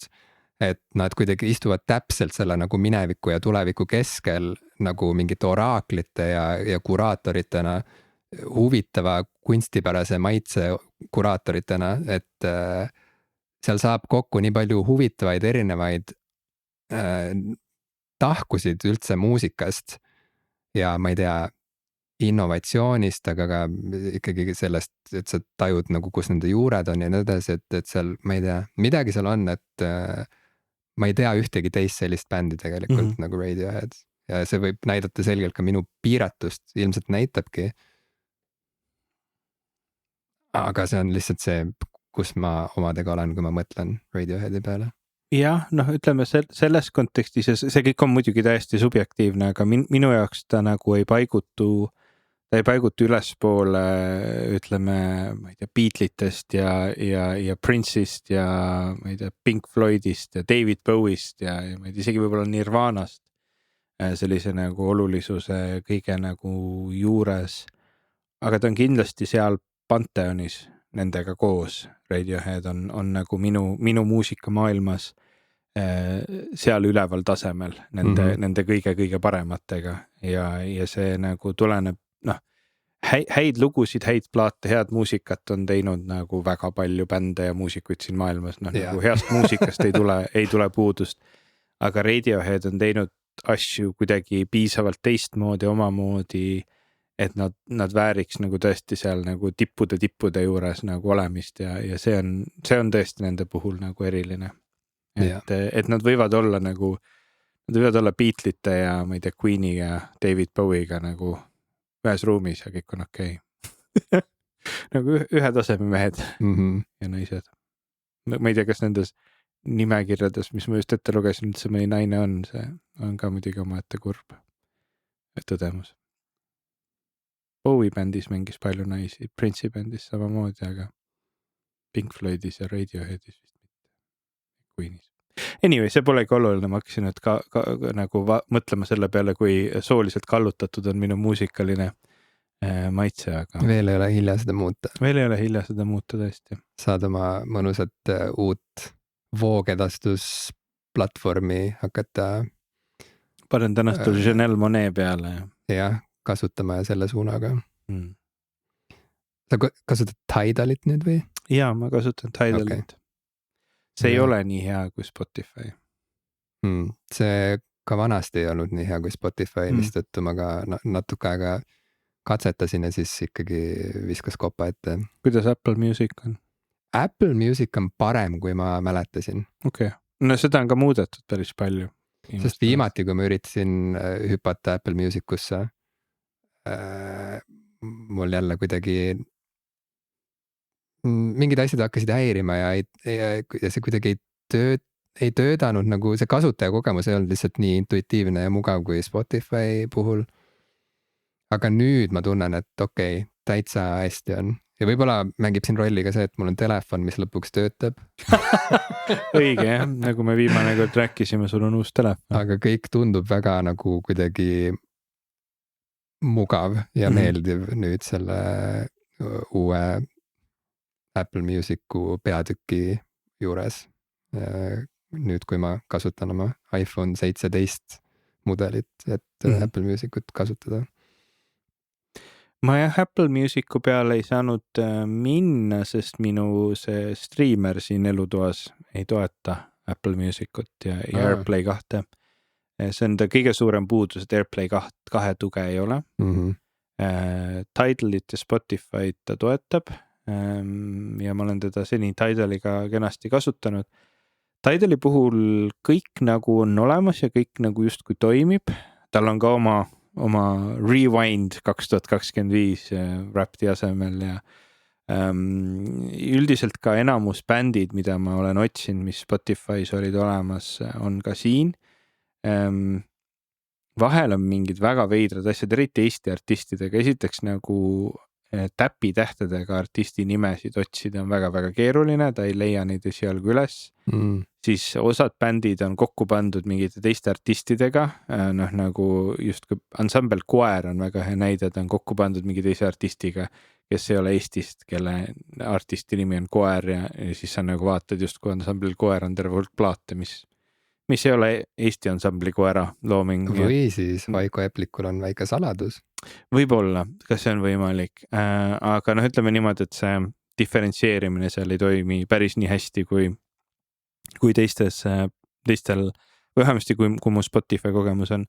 Ta on väga nohiklik, et ütleme, mis mulle meeldib on see, et iga loo puhul sa näed ära, mis kvaliteediga teda parasjagu maha mängitakse, mis on see biti sügavus, mis on nii-öelda samplimissagedused, asjad, kõik see on nagu sulle välja igale poole toodud, märgitud, sa näed täpselt, mis kvaliteet parasjagu mängib, sa saad ise määrata, valida, et kui sa nagu oled mobiilse interneti peal või wifi peal, mis erisused on.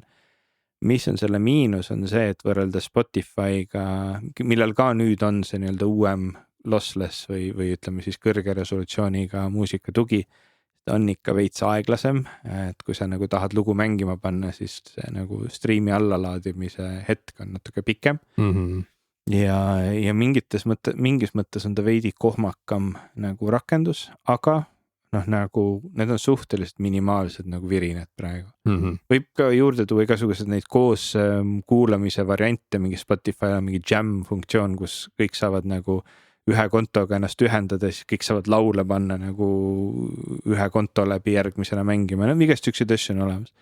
Aga praegu ma pean ütlema, et see põhjus, miks ma läksin üle, see nagu selles mõttes on toiminud, et minu jaoks Spotify puhul ei olnud mitte kunagi probleem, et nende omanik investeerib sõjatehnoloogiasse, sest ausalt öeldes siin Venemaa kõrvalriigis olles tundub päris mõistlik praegu nagu kaitsetehnoloogiasse investeerida. Ma tean, et inimene Ameerikas, kes võitleb rahu ja patsifismi poolt, tunneb kindlasti, et ta ei taha oma rahaga sõda toetada. Aga mina täna teen seda niikuinii oma maksumaksja rahaga, et Eesti oleks kaitstud ja kõike muud. Nii et see ei olnud minu jaoks kunagi argumentatsioon, aga mitmed bändid, kelle jaoks Spotify see nii-öelda investeeringud sõjatehnoloogiasse oli just nagu viimane piisk pärast nagu pikka tunnet, et Spotify ei hooli tegelikult muusikutest. Et päris mitu artisti, kes ära läksid Spotify'st, olid mulle nagu olulised, näiteks King Gizzard and the Lizard Wizard. Ja teine asi, mis on Spotify's halvem kindlasti kui Tidalis ja mitmes teises teenuses ka, on see, et Spotify ikkagi suhteliselt vabalt laseb seda AI sisu üles laadida. Tidal'is on läbivalt nagu põhimõte, et inimloodud muusika, noh nagu ikkagi kontrolliga ja ma ei tea, kuidas nad täpselt seda kõike vaatavad, aga see on neil nagu läbiv põhimõte. Ka Deezer, ma tean, viimane kord me rääkisime ka, et nende see CEO ühes Mike Desneri videos rääkis pikalt, et kui palju nende platvormi seda laetakse ja kuidas see kõik see nagu seal taustal toimib. Aga noh, see Spotify värk, et kõige naljakam ongi see, et King Gizzard and the Lizardi lahkumise järel on minu meelest tulnud asemele AI bänd nimega King Lizard Wizard või midagi väga sarnast. Ma nägin mingi pealkirja selle kohta. Kes on siis laadinud täpselt samade nimedega albumid ja samade lugude nimedega puhast random AI sisu koos siis genereeritud sarnaste albumi kaantega, et ühesõnaga, et see on nagu, et vaata, et nagu sellist asja ma ei taha nagu toetada. See on ikka päris räme. Et siukseid asju ei peaks nagu lubama toimuma ja juhtuma suurtes voogedastusplatvormides. Yeah. Et kui keegi selle YouTube üles paneb ja nagu arvab, et see on lahe, siis minugi poolest, aga jah, ma olen sinuga samal lehel selles osas, et tõesti see sõjatehnikasse investeerimise küsimus ei olnud minu vaatest päris, ühesõnaga minu perspektiiv sellele erines sellest trobikonnast lääne bändidest, kes mulle kõik väga meeldivad, aga jah, et me oleme lihtsalt natuke liiga lähedal sellele pingekoldele ja konflikti keskusele, et tunda seda veendumust, et patsifism meid kuidagi päästab praegusel hetkel ja ikkagi peamiselt on pannud mind mõtlema ikkagi see, kuidas aastast aastasse erinevad jällegi artistid ja bändid, kellest ma lugu pean, on rääkinud, kuidas Spotify lihtsalt ei tasu ära ennast ja kuidas Spotify ei väärtusta artiste, vähemalt vaadates seda, kuidas on tasustamine seal kuidagi seatud. Ja siis kuidagi, kui nüüd hakkas Ameerikas tulema ka teateid selle kohta, kuidas Spotify's reklaamiti Ice'i ja et liitu Ice'iga ja nii edasi, et kuidas need värbamiskampaaniad käisid ka läbi Spotify. Et siis see tundus mulle ka kuidagi selline piisav argument jällegi selle kasuks, et võib-olla vaadata kuskile mujale, et ma saan aru, et demokraatia ja tegelikult igal pool on ju et sõnavabadus käib asja juurde ja kui keegi tahab reklaamida, samamoodi ma ei koli Tallinnast ära, kui siin erakond, kes mulle ei meeldi, reklaamib ennast, on ju. Et see käib asja juurde, aga lihtsalt kui kõik need asjad kokku panna, siis tekib piisavalt palju põhjuseid lihtsalt proovida alternatiive, sest et miks mitte, miks peab jääma kinni ühte teenusesse või ühte platvormi, ma ei tea, 10 aastaks, ma arvan, et ma praeguseks olen julgelt Spotify klient olnud 10 aastat või rohkemgi veel. Et võib ju proovida ka muid variante ja huvitav on see, et ma olen nüüd nagu hakanud märkama, et siin ja seal inimesed või jällegi võib-olla see on see süke kallutatus, mis mul tekib või mingisugune süke tunnelvisioon, kuna algoritmid lihtsalt söödavad mulle ette seda, mida ma just nagu näha tahan, aga on hakanud mulle silma see, et inimesed on hakanud jälle koguma muusikat rohkem ja võib-olla nagu ostma endale kaasaskantavaid selliseid digimuusika playereid, kuhu mahub hästi palju hea kvaliteediga faile, et inimesed on hakanud ka võib-olla CD-sid ostma, mis on siuke asi, mis tundus mulle olevat nagu lõppenud praeguseks. Seda oli näha mõnda aega juba, et CD-plaadid hakkas varsti tagasi tulema. Kohe, kui see kassettide värk nagu hakkas ümber vajuma, siis oli selge, et okei, et järgmised on CD-plaadid ja ma olen seda teatud mulle mõttes see ei olnud oodan, nii selge. sest ma ootan, et tuleks jälle normaalseid ilusaid CD-mängijaid. Jaa, see oli nii huvitav teema, see CD-mängijad, et nüüd kui need tootmisliinid on nagu hävitatud, on ju, et ei saa teha enam selliseid mõnusaid, kompaktseid CD-mängijaid nagu neid tehti veel sajandi vahetusel. Selle kohta on mul on YouTube'is enda vana Aiva veel alles.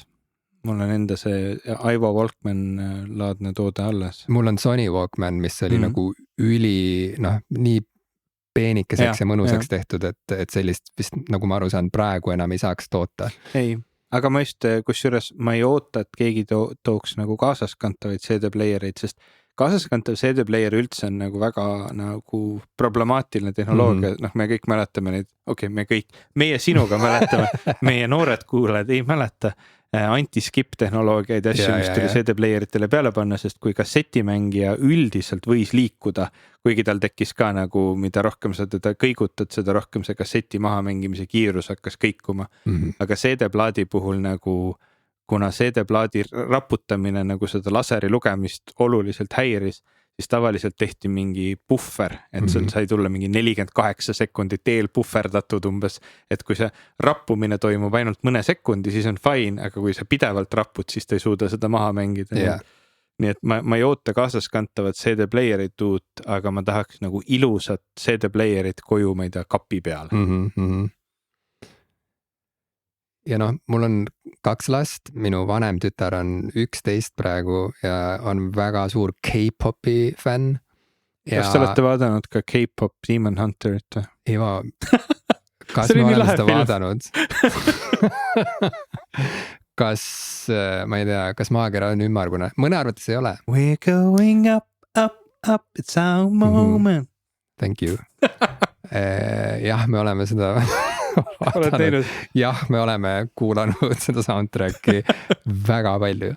See ei ole halb soundtrack samas. Need on nii ideaalselt produtseeritud popmuusika. See on nagu, mul on siiamaani meeles üks mu muusika või helindajast sõber kunagi kirjeldas nagu väga produtseeritud nagu plaate, kui et läbi ussi urru augu aetud. Võt see on nagu täpselt siuke, et minu üks lemmik YouTubereid Andrew Huang, kes ka ise on nagu pop-produtsent, tegi analüüsi nendest lugudest ja näitas, kui ääretult komplekssed, kui huvitavad, kui detailideni läbi töötatud nagu produktsiooniga lood need on. Selles suhtes see oli äge asi. Aga ma saan aru, kui sa oled tüdinenud sellest. Aga see K-popi huvi on tekitanud olukorra, kus ta on hakanud ka koguma K-popiga seotud nänni. Ja Taanis oli K-popi pood. Ma sisse ei läinud, aga ma nägin välja, et siuke asi on olemas. Ma pean rääkima sellest oma tütrele. Või siis mitte. Ei, ega mul ei ole kahju, kui laps saab toredaid asju kogeda ja saab koguda oma lemmikasju. Ühesõnaga, nii nagu, ma ei tea, Billie Eilish ja Taylor Swift on aidanud populariseerida jälle seda, et tehakse albumitest hästi palju erinevaid variante ja iga variandiga tuleb kaasa mingi temaatiline nänn, on ju, kas mingisugune kaelaripats või mingisugune, ma ei tea, mingi Polaroid foto või mis iganes, on ju, et siis ka K-popi maailmas seda albumiga nänni kaasa andmist tehakse päris palju ja reaalselt seetõttu, et näiteks mu tütar siis tahab saada mingit neid fotokaarte, nii nagu kunagi, ma ei tea, meie põlvkonna inimesed kogusid mingit korvpallikaarte ja udukaid umbes, on ju, et siis nüüd on praeguse aja noorte seas väga populaarne koguda siis K-popi artistide piltidega selliseid kaarte, on ju, kogumiskaarte ja kuna mingeid kaarte saigi ainult siis, kui tellida siis album CD peal, siis näiteks see motiveeris mu vanemat tütart tellima endale selle CD ja nüüd ta juba räägib, et nii äge oleks nagu kuulata CD-mängijast CD-sid ja ta vaatab mingeid YouTubereid, kellel on siis, kes näitavad oma, ma ei tea, kodust sellist mõnusat set-up'i, et kust nad vaatavad oma animet ja kust nad kuulavad muusikat ja nii edasi ja siis sageli neil on ka CD-mängija olemas.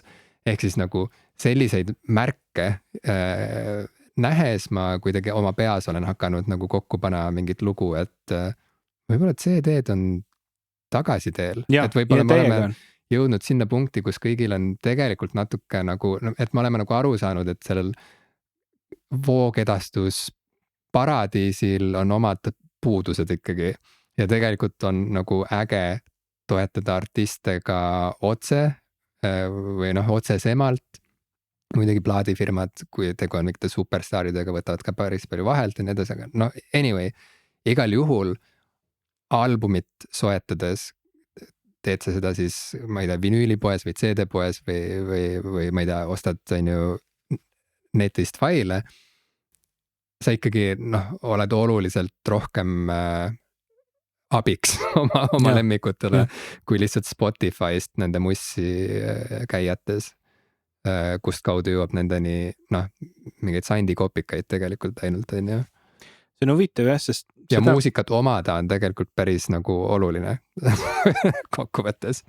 Me oleme seda rääkinud sinuga tegelikult läbi kogu popkulturistide ajaloo. Ma arvan, et ma mäletan esimesi osi minu kunagises Koidu tänaval olnud kodus, kus me kurtsime, et voogedastus on tore küll, aga kuidas sa seal üldse leiad nagu ma ei tea, uut muusikat, uusi artiste, et see on nagu kõik on liiga palju. Ja teine probleem sellega on see, et kusjuures ma nüüd juba teist korda viitan, Andrew Huang tegi just hiljuti video, kus ta rääkis sellest, milliseid strateegiaid ta on kasutanud oma muusika promoks, millised neist talle meeldinud on, mis ei ole meeldinud, mis on aidanud, kuidas, kui palju ja mida ta nagu, et ta rääkis sellest, kuidas ta kasvatas oma kuulajate numbreid meeletult, aga ise selle juures ei tundnud ennast hästi ja üks asi, mida ta tõi esile on ka see, et albumit välja anda täna artistil ei ole mõistlik. Et see süsteem ei ole üles ehitatud mõttega, et sa annad albumi, vaid sa annad singleid. Singlit, nagu iga singlit saab pushida oluliselt tugevamini, mistõttu selle asemel, et anda välja 10 looga plaat, enamus artiste täna pigem valib 10 erinevat singlit. Ja tihtilugu, kusjuures antakse veel singleid nii välja, et järgmise singli nagu teine lugu on eelmine singel. Et siis sa saad nagu mitu korda pushida nagu samu asju. Et nagu see on loonud süsteemi, mis minule nagu otseselt ei sobi selles mõttes, et ma endiselt olen väga albumi tüüpi nagu kuulaja. Ka see, kui ma vaatan nagu What's New või mingeid asju seal Spotify's või nüüd Tidal'is, siis mind häirib see, et ma ei saa filtreerida, näita mulle ainult uusi albumeid, ma ei taha singleid näha. Et seda on nii raske endiselt nendes nagu süsteemides teha, kõik playlistid on loomulikult ka üles ehitatud sellele, et on mingid üksikud singlid ja playlistid on üks parimaid viis artistidel täna nagu, et saada mingisse nagu suurde palju kuulatud playlisti oma looga on hull push tegelikult noorele artistile, mis tõttu singel jällegi on see kogu fookus. Mis tõttu mul ongi tunne, et see albumite pool on läinud nagu jäänud mingil määral sinna füüsiliste objektide maailma, et kas ta on siis vinüül, mis on endiselt ju populaarne, aga nagu on olnud see selline default kollektori värk ka, nagu sa mainisid, paljud inimesed ostsid pikka aega vinüüle ilma, et neil oleks vinüüli kuulamisvõimalust. Sina oled ostnud päris pikka aega vinüüle niimoodi, et sul ei olegi head kohta või aktiivselt nagu võimalust vinüüle kuulata ja ka mul on neid perioode olnud. Ja hästi paljud inimesed ostavad nagu täitsa korraliku vinüüli kogu enne, kui nad üldse loovad endale võimaluse neid kuulata. Kassetid olid vahepeal popid ja kuigi see nagu ka oli siuke kihvt asi, siis ma nagu selle peale kunagi nagu otseselt ei läinud. Aga CD-plaadid mulle tunduvad nagu selles mõttes loogilised, et hoolimata sellest loost ja jutust, mida räägitakse, et oh my god, vinüülplaat on nii palju parem ja kõike muud, siis CD-le on võimalik väga hea kvaliteediga, väga hea nagu väga hea, hästi helindatud muusikat panna. Sellepärast nad tulidki vinüüli asemel, et nagu inimkõrvale kõlab CD-plaat väga hästi. Ja ma nagu mulle tegelikult meeldib see mõte, et mingil määral CD-plaadid tuleksid tagasi. Ja seda on tõesti nagu just näha, et just nendest samadest seadmetest, mida järjest nagu tuuakse välja ja ma olen pikka aega käinud ja vaadanud nagu nendes kaltsukates neid mõne euroga CD-plaate mõelnud, et tuleb aeg, kui neid kõik hakatakse kokku ostma. Ma ei ole ise seda kogu omale koju tekitanud, mul on CD-plaatide kogu kuskil Keilas mu venna pööningul veel, aga lihtsalt see hulk ruumi, mida ma olen valmis oma kodus panema erinevate nagu mööduvate hobide ja füüsiliste objektide alla hakkab nagu vaikselt otsa saama. Jaa. kui me siin seisame, mul on siin kogu vinüülplaate ja millegipärast ka kogu vanu fotoaparaate, millest ma peaaegu ühtegi ei kasuta. Noh, nii et jah. Aga need teevad su elamise kuidagi hubaseks. Ja ei, see on ka tõsi, sa pead ennast ümbritsema mingil määral asjadega, mis on sul oluline. Jaa, sest et ma arvan, et küsimus ongi siin sageli selles, et inimesed vahetevahel jõuavad oma elus punkti, kus nad tunnevad, et asjad, mida sa omad, lõpuks omavad sind. Aga et noh, et saad aru, et sa nagu vajud selle asjade koorma all kuidagi niimoodi kängu. Ja eriti tunnevad inimesed seda siis, kui nad peavad kolima. Ja ma olen 14 korda elus kolinud. See on ka üks põhjuseid, miks ma natuke olen siuke. Ja et see kolimine, noh, paneb sind asju ikkagi tegelikult jälestama mingil määral. Ja tekib selline tunne, et lihtsam on elada niimoodi, et sul on võimalikult vähe asju. Mis pole minu puhul ka tõsi, sest me oleme hetkel minu juures ja see on ikkagi küllaltki maksimalistlik kodu, ütleme niimoodi. Ma ei nimetaks seda kodu maksimalistikuks. Okay. Ma ei tea, mul on palju stuffi siin, ma nagu ise tunnistan. Ma ei tea, minu meelest sul on, see on see, kuidas sa tunned ennast siin. Mulle, kes ma siin ei ela, paistab see kõik väga nagu maitsekalt mõõdukas. Okay. Isegi võib-olla natuke alla selle, et mahuks veel tegelikult. Ja... Saaks veel, ma järgmine nädal toon kuuse ka, siis läheb natuke kitsamaks. Ei, aga no ma saan aru ühest küljest ja mulle meenub erinevaid olukordi, kus näiteks inimesed on jõudnud sinna punkti oma elus ja siis nad hakkavad ära andma oma asju, annavad oma raamatuid ära, oma DVD-sid nagu, ma ei tea, panevad nagu pappkasti ja panevad lihtsalt õue kuskile nagu teeservale, et võtke lihtsalt, viige ära, onju. Oma CD-dest on loobunud niimoodi. Et see kõik kuidagi on mulle arusaadav ja kui see periood elus tekib, et on vaja asjadest vabaneda, siis see on ju hea asi, kui inimene vabaneb koormast. Ja see ongi, aga sealt kasvab välja see küsimus, et kus see hea balanss on siis ja noh, eks see ongi ajas muutuv ilmselt on vastus. Ja ma ei arva, et noh, kõik äärmused on halvad. Et halb on see, kui sa ei mahu enam oma koju elama, sest sul on liiga palju asju, ja isegi kui need asjad on väga ägedad asjad, nagu näiteks noh, üldjuhul muusika on ikkagi hea asi, on ju, kirjandus on hea asi. Kui sa ümbritsed enda asjadest, mis tekitavad sinus häid tundeid ja mis kuidagi virgutavad su mõttemaailma ja on võib-olla nostalgilise väärtusega, on ju, et siis on ju hea, aga kuskilt jookseb piir, on ju, kust maalt edasi tegelikult võiks juba natuke mingist osast nendest asjadest vabaneda. Aga ma, noh, ja mind paelub nagu minimalism sellise mõtteviisina või eluviisina ja ma jälgin aeg-ajalt ikkagi YouTube'ist kanaleid, kus näidatakse, kuidas vähemaga saadakse hakkama ja kuidas on tegelikult mõnus, kui sul on kodus hästi vähe asju ja kõik on nagu, kõik mis on väga eesmärgipäraselt seal ja võib-olla täidab isegi mitut funktsiooni, on ju, ja sa saad elada niimoodi nagu sellises nagu keskkonnas, mis ei stimuleeri sind üle kogu aeg oma sellise nagu rohkusega. Nii et ilmselt siuke kesktee lõpuks on ikkagi see õige tee ja ilmselt on hea mõte maksta raha igakuiselt mingile voogedastusplatvormile, mis loodetavasti ei rahasta või promo mingeid muid äärmusi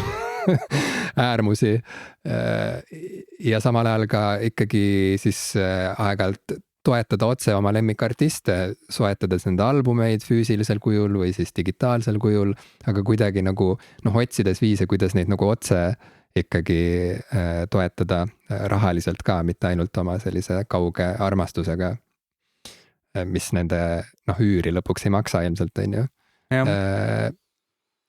Ühesõnaga, see on natuke jah, tõesti siuke vana arutelu juba ja me oleme tõesti sinuga algusest peale seda kõike niimoodi vaaginud. aga muutus, mis on siin toimunud minu jaoks ongi just see, et ma ei arvanud, et ma näen seda päeva, kus CD-d hakkavad tagasi tulema või kus mul tekib tunne, et kas CD-d on tagasi teel. Ja nüüd, kus Ensemble Dive, keda ma juba mainisin, keda ma olen oluliselt rohkem kuulanud kui Radioheadi praegusega, kes on tõeliselt minu viimaste aastate nagu überlemmik. Nemad näiteks andsidki välja nüüd, ma ei tea, nädal tagasi sellise kontsertfilmi ja sellega käib kaasas ka siis live-album, kus on siis ainult nagu heli kujul seesama kontsertide seeria talletatud. Ja seda saab ainult CD-na osta.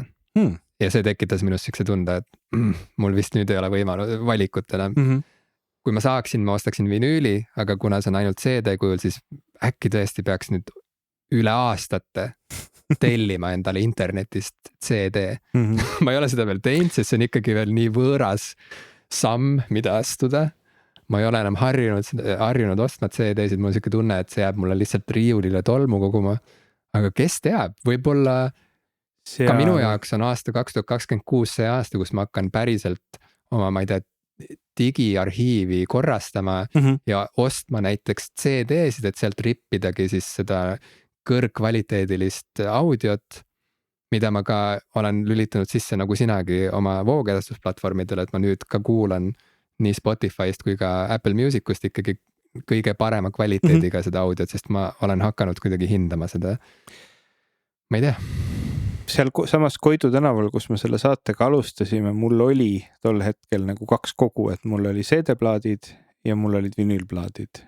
Et see oli nagu viimane kodu, kus mul oli nagu koht CD-plaatide jaoks. Mul ei olnud nagu suur kogu, aga seal oli mõnikümmend, ma ei tea, 30 plaati võib-olla maksimaalselt.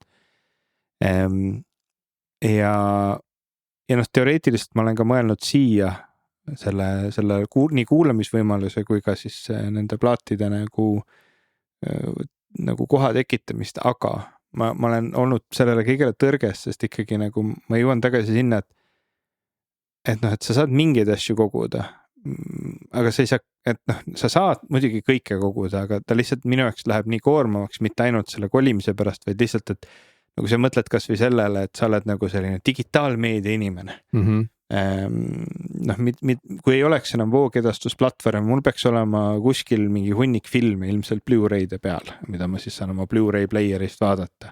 DVD kvaliteet on nagu madalam, täna on Blu-ray'd olemas, et ma ei usu, et DVD-d on nagu tegemas comeback'i.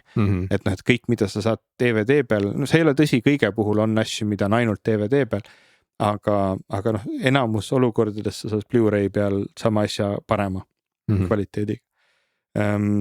Siis sul on, oletame, et sa lisaks sellele ka veel tegeled mängimisega, siis sul on, ma ei tea, võib-olla sul on 2 konsooli, sul on PlayStation. Ivo, ma lugesin hiljuti kokku, sest mu tütar küsis mitu konsooli, mul on 10. Sul on 10 konsooli, seda hullem. Ma ise ka natuke kohkusin. Aga siis mõtle, kui sa peaksid kõigile nendele ostma füüsilisi mänge, kuhu sa paned kõik need füüsilised mängud oma kodus, on ju, siis on raamatud, on ju, siis on terve hulk nagu füüsilist stuffi, mida sa pead endale nagu mitte ainult ostma, muretsema, et see ei ole ainult see raha, vaid lihtsalt see füüsiline nagu, et sa pead need kuhugi panema.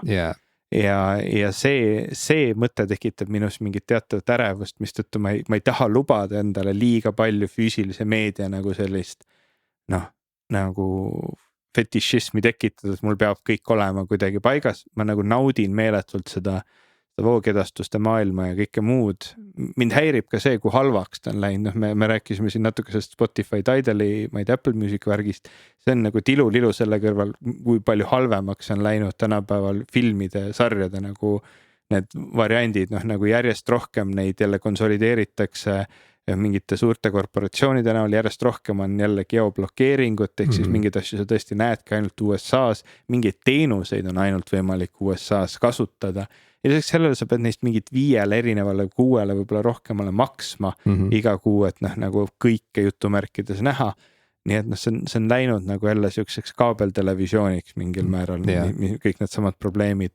Ja mis tõttu räägitakse pidevalt sellest, kuidas piraatlus vahepeal oli täielikult nagu peaaegu täielikult ära kadunud ja on tagasi tulemas, sest inimesed ei viitsi mässata, ei taha nii palju maksta selle käest. et siin on nagu mitmeid aspekte, aga mulle üldiselt väga meeldib see, et ma pigem nagu saan lihtsalt maksta teenuse eest ja vaadata siis, kui ma tahan, et seda kogu koju ma nagu tegelikult ei taha, aga muusika on minu jaoks piisavalt oluline, et ma olen nagu nõus, et ideaalis need albumid, mida ma hindan, mul võiks kuidagi kodus olemas olla. Ja. Kas või kõvakette peal, nagu selles suhtes, nagu mulle meeldib ka see digitaalne kogu, aga nad võiks olla. Jah, väga nõus. Eks saab näha, kuhu me omadega jõuame aastal 2026.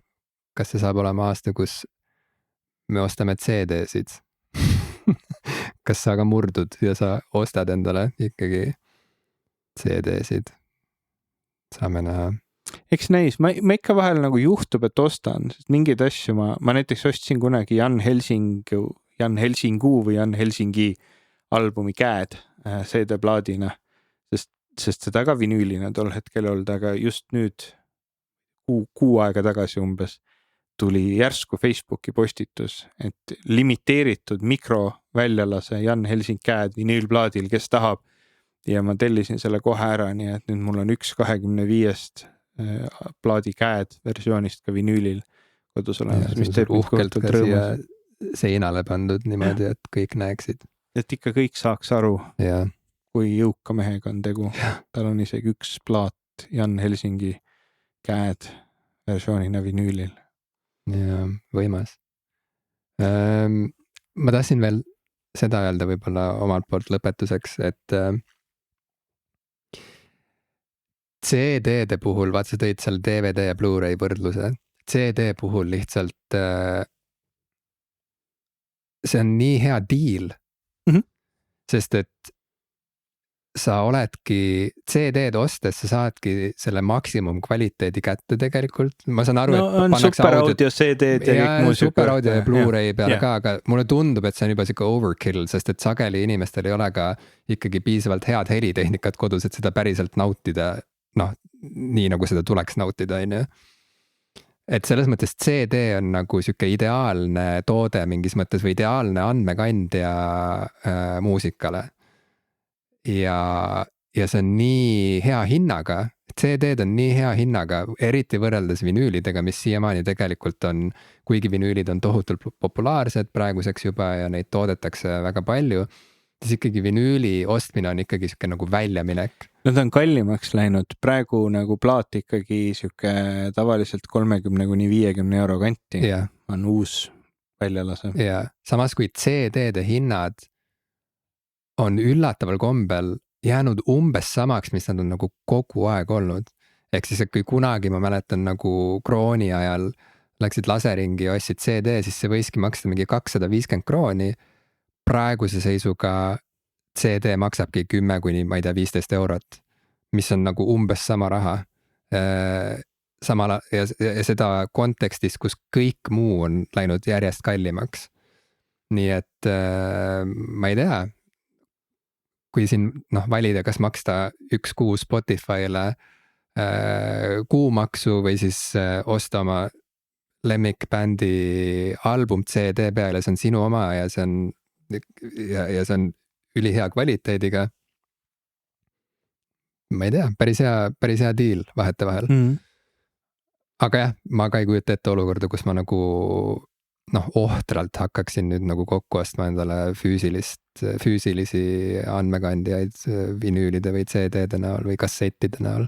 Ma mäletan CD-de tippaega, kui inimestel oli kodus 100 CD-sid ja võtsid kohutavalt ruumi. Ja, väga palju ruumi. Muidugi mitte nii palju kui 100 vinüülid, aga siiski. Aga samas mulle lihtsalt meeldib see, kui me tegime Raadio 2 saadet veel, et siis seal oli veel vanast ajast jäänud tohutu hulk CD-sid, on ju, et kui seal ringi käia, siis seal olid nagu CD-de riiulid järjest reas ja terved seinad täis CD-sid.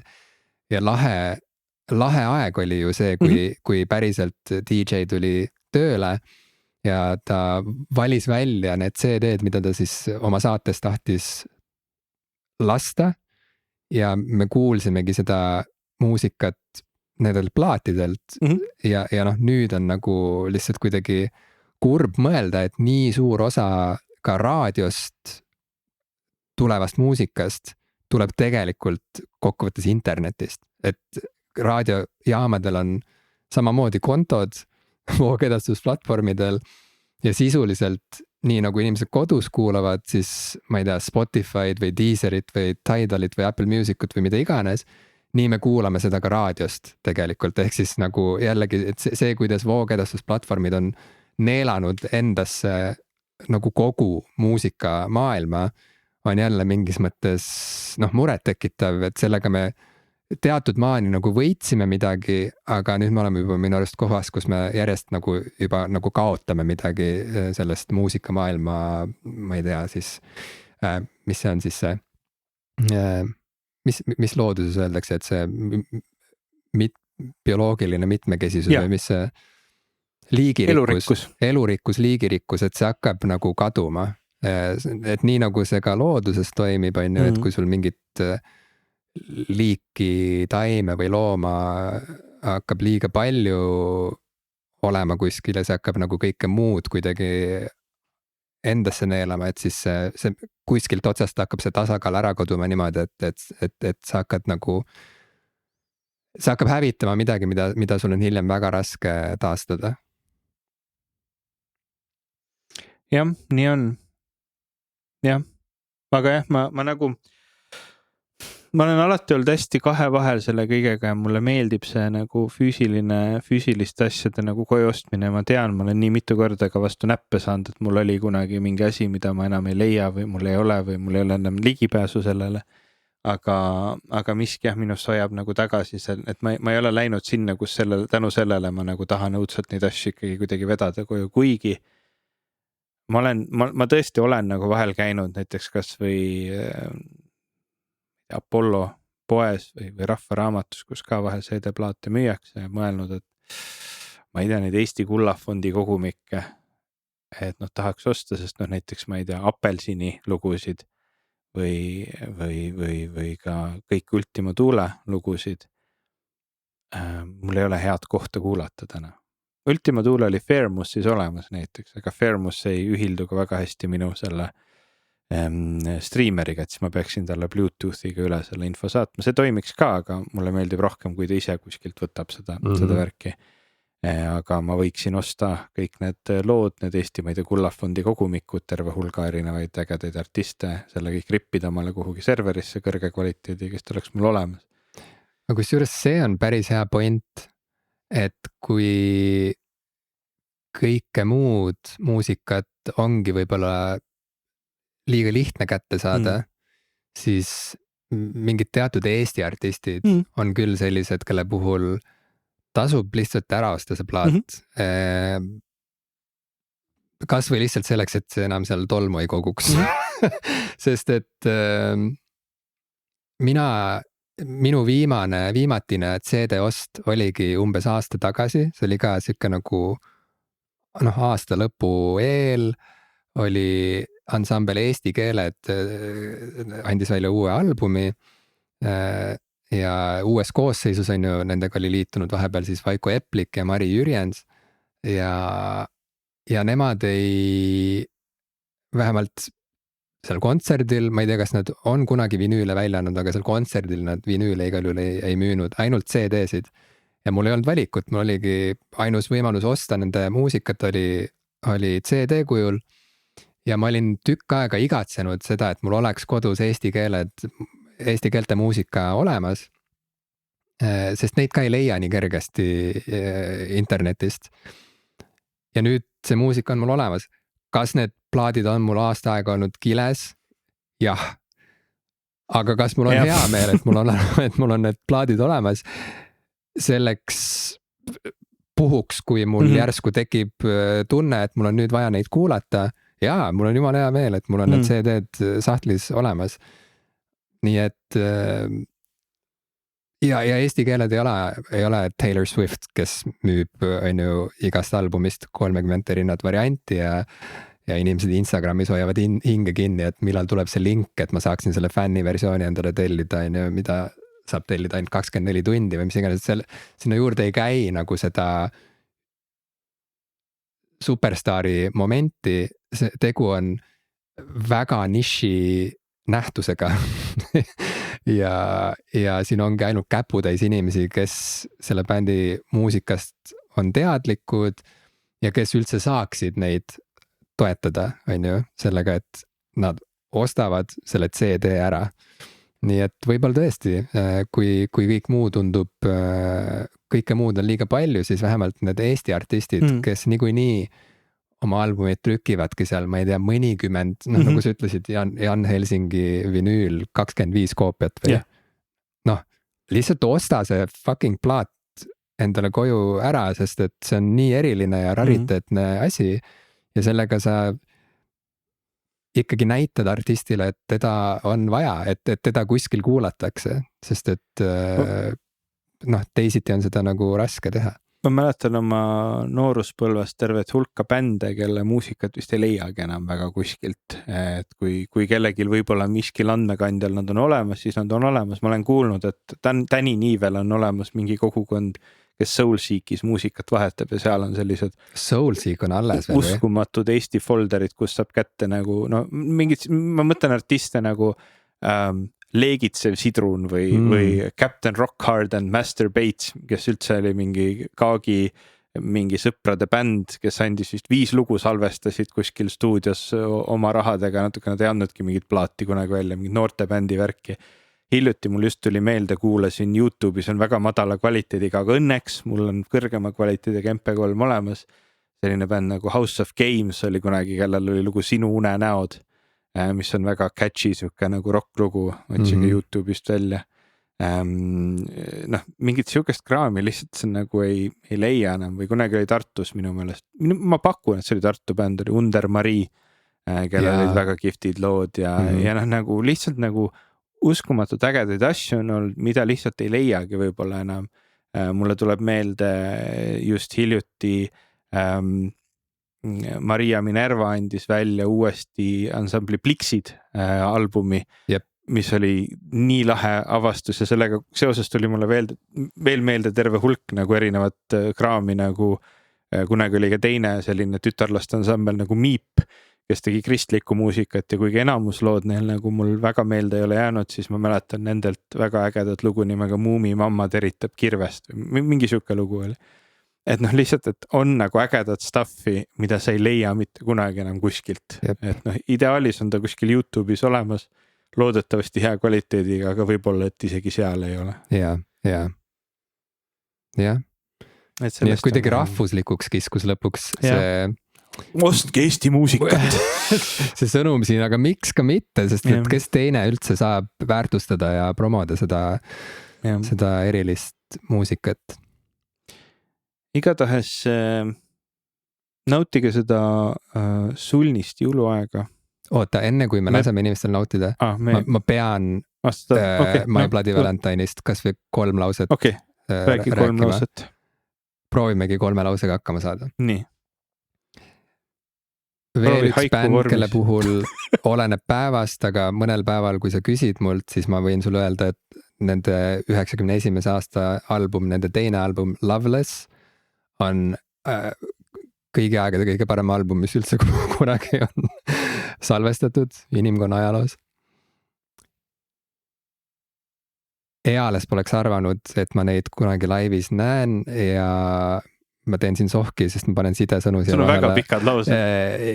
Ja tegelikult jälle oli tegu bändiga, kelle puhul pole kunagi olnud selge, kas nad üldse veel midagi teevad ja kas neid kunagi kuskil näha saab. Nad esinevad väga-väga harva. Kolmandaks, ma olin Londonis sel hetkel, kui nad esinesid, ma sain pileti järelturult mõistliku hinnaga ja ma läksin üksi ja ma nautisin meeletult ja see oli nii vali, see oli valjem kui Oasis, see oli mingi 5 korda valjem kui Oasis, aga see oli asja point, sest et nad on shoegaze'i legendid. Nad on ka selline intensiivsem rajum shoegaze'i. Ja nende puhul on teada, et asi läheb väga-väga valjuks, seal jagati inimestele kõrvatroppe ja on teada, et nende lugu You Made Me Realize on sellise vahekohaga, mis ongi lihtsalt selline müramüür, mis kestab minutite ja minutite kaupa järjest aina edasi, kuni selleni välja, et inimeste taluvuspiir pannakse proovile ja tõepoolest mõned inimesed lahkusid ka seekord ja see oli väga-väga vali, aga ma olin nii õnnelik, kui ma sain seda kõike kogeda, sest see oli nii ilus ja kuna müra on osa sõnumist nende puhul, ma saan aru, siis seda kogeda oli vaimustav. Mu naeratus mu näol oli nii suur. Ja ma vaatan praegugi on veel, kui sa sellest räägid. Ja see oli seda väärt, aga tänu sellele, et see toimus tunni kaugusel mu ööbimiskohast ja ma ei pidanud midagi muud ohverdama, et sinna lõpuks jõuda, nii et see oli seda väärt ja see oli suure saali kontsert ja nii edasi, aga see oli uskumatult äge. Jah, aga võt see teebki lõpuks kogu selle muusika ju nii nauditavaks, et endiselt on veel selliseid ägedaid kogemusi, kas siis live-kogemuste või plaatide või mälestuste näol, mis nii sügavalt kõnetavad, et see on kõik seda lõpuks väärt, on see siis ebamugavused voogedastuste, plaatide kogumisega või kontserditega, et kõik see nagu selle kõige, nende suvaliste vahel väga mõttetute argiste nagu ebamugavuste ületamisel ja seal juures veel saades meeletult ägedaid kogemusi, see ju meid hoiabki kõige selle juures. See on hästi cheesy viis lihtsalt kuidagi üritada seda teemat kokku võtta, ma nagu ise ei ole ka sellega rahul, aga no proovime veel. Rääkides sellest, kas CD-sid ja vinüüle koguda on mõistlik või ebamõistlik. My Bloody Valentine on see üks bänd minu koduses plaadikogus, kes on esindatud eri variatsioonides samade albumite kujul, ehk siis ma olen nende puhul ostnud samu albumeid eri formaatides korduvalt, aga ma pole kaugeltki nii edukas olnud selles kogumises, kui ansambli Biafraus frontman ja ka Imandra Leegist tuntud ja ka Sex Soundi plaadifirmast tuntud Rein Fuchs, kes mängib ka Eiki strumme. Kes mängib ka Eiki bändis trumme ja Mariin Kaaga nüüd ka ringi tuuritab, ühesõnaga igati edukas indie heroes. Rein aeg-ajalt postitab pilte sellest, kui ta on jälle mingi uue My Bloody Valentine'i plaadi kuskilt kätte saanud ja siin on oluline ära märkida, et My Bloody Valentine alustas 80-ndatel muisa tegemist. Nad on praeguse seisuga andnud välja ainult 3 albumit. Üks neist tuli 80-ndatel välja, Loveless, teine album tuli 91 ja 3. album tuli vist 2013 või midagi sellist. Ja Kevin Shields, frontman, on lihtsalt selline seestunud perfektsionist, et ta selle asemel, et anda uut muusikat välja, kogu aeg nagu keerab oma nagu eksisteerivat muusikat aina nagu täpsemaks ja paremaks. Enda sõnul ta nagu kuidagi, et sellel on mingi mõte ikkagi taga. Nii et ka mina praeguse seisuga oman nii neid nagu, mis iganes nagu originaal väljalaskeid reliise, kui ka versioone, kus ta on öelnud, et nüüd ta tegi mingi analoogmasteri ja seal ta nagu, ma ei tea, jälle nagu ajas hulluks ennast aastate kaupa, et nagu saada nagu päris õigeks nagu see sound on. Mitte, et mul oleks jällegi seda tehnikat üldse isegi, et seda vahet teha lõpuks on ju. Mu helitehnika, kodune helitehnika ei ole nii sofistikeeritud, aga ometi ma olen sellel fanboy tasemel, et ma ikkagi ma ei saa blokeerida ennast, ma ikkagi tellin selle uue versiooni ka ikkagi uuesti. Vahemärkusena ma pean mainima, et ma arvan väga veendunult, et mu vennal on Eesti suurim himmi muusikakogu, Himm ja Ville Valo. Sest tal on reaalselt nagu ka samamoodi, et tal on nagu ühest albumist nagu hunnik variatsioone. Seal hulgas need variatsioonid lähevad nii detail, et nagu mitte ainult ei ole tal mingist himmiplaadist tavaline vinüül ja piltvinüül, vaid ka piltvinüüli eriversioone. Okay. Mida ta väidab mulle, et need on täiega nagu erinevad. See on nüüd see Taylor Swifti level. See läheb jah sinna kanti. Aga ma olen tõesti veendunud, et mu vennal on Eesti kõige suurem himmi plaadikogu kodus. Wow. Ma ei tea, kas on nagu uhkeldamist väärt, aga see on asi, mis on olemas. See on väga uhkeldamist väärt. Ja kui ka teie uskumatult head kogemused aastast 2025 väärivad äramärkimist, siis kirjutage meile. Jaa, see oli nagu parem, see oli praktilisem kokkuvõte kuidagi. Meile saab kirjutada emaile, nagu sa ütlesid, neid me väga ei loe, mis ei nüüd ole nagu seekord loeme nüüd, kui tulevad. asi. Me neid loeme, mis praegu tulevad. Discord on meil olemas. Jaa. Sinna kirjutatakse väga põnevaid asju. Vahel ma käin loen seal igast linke ja raamatuid ja videoid jagatakse. Nii et oma järgmises aasta best of saates, kes teab, võib-olla toome välja ka mõned kuulajate poolt esile tõstetud elamused ja mõtted. Kui te kirjutate, siis me kindlasti toome. Jah. Aitäh teile.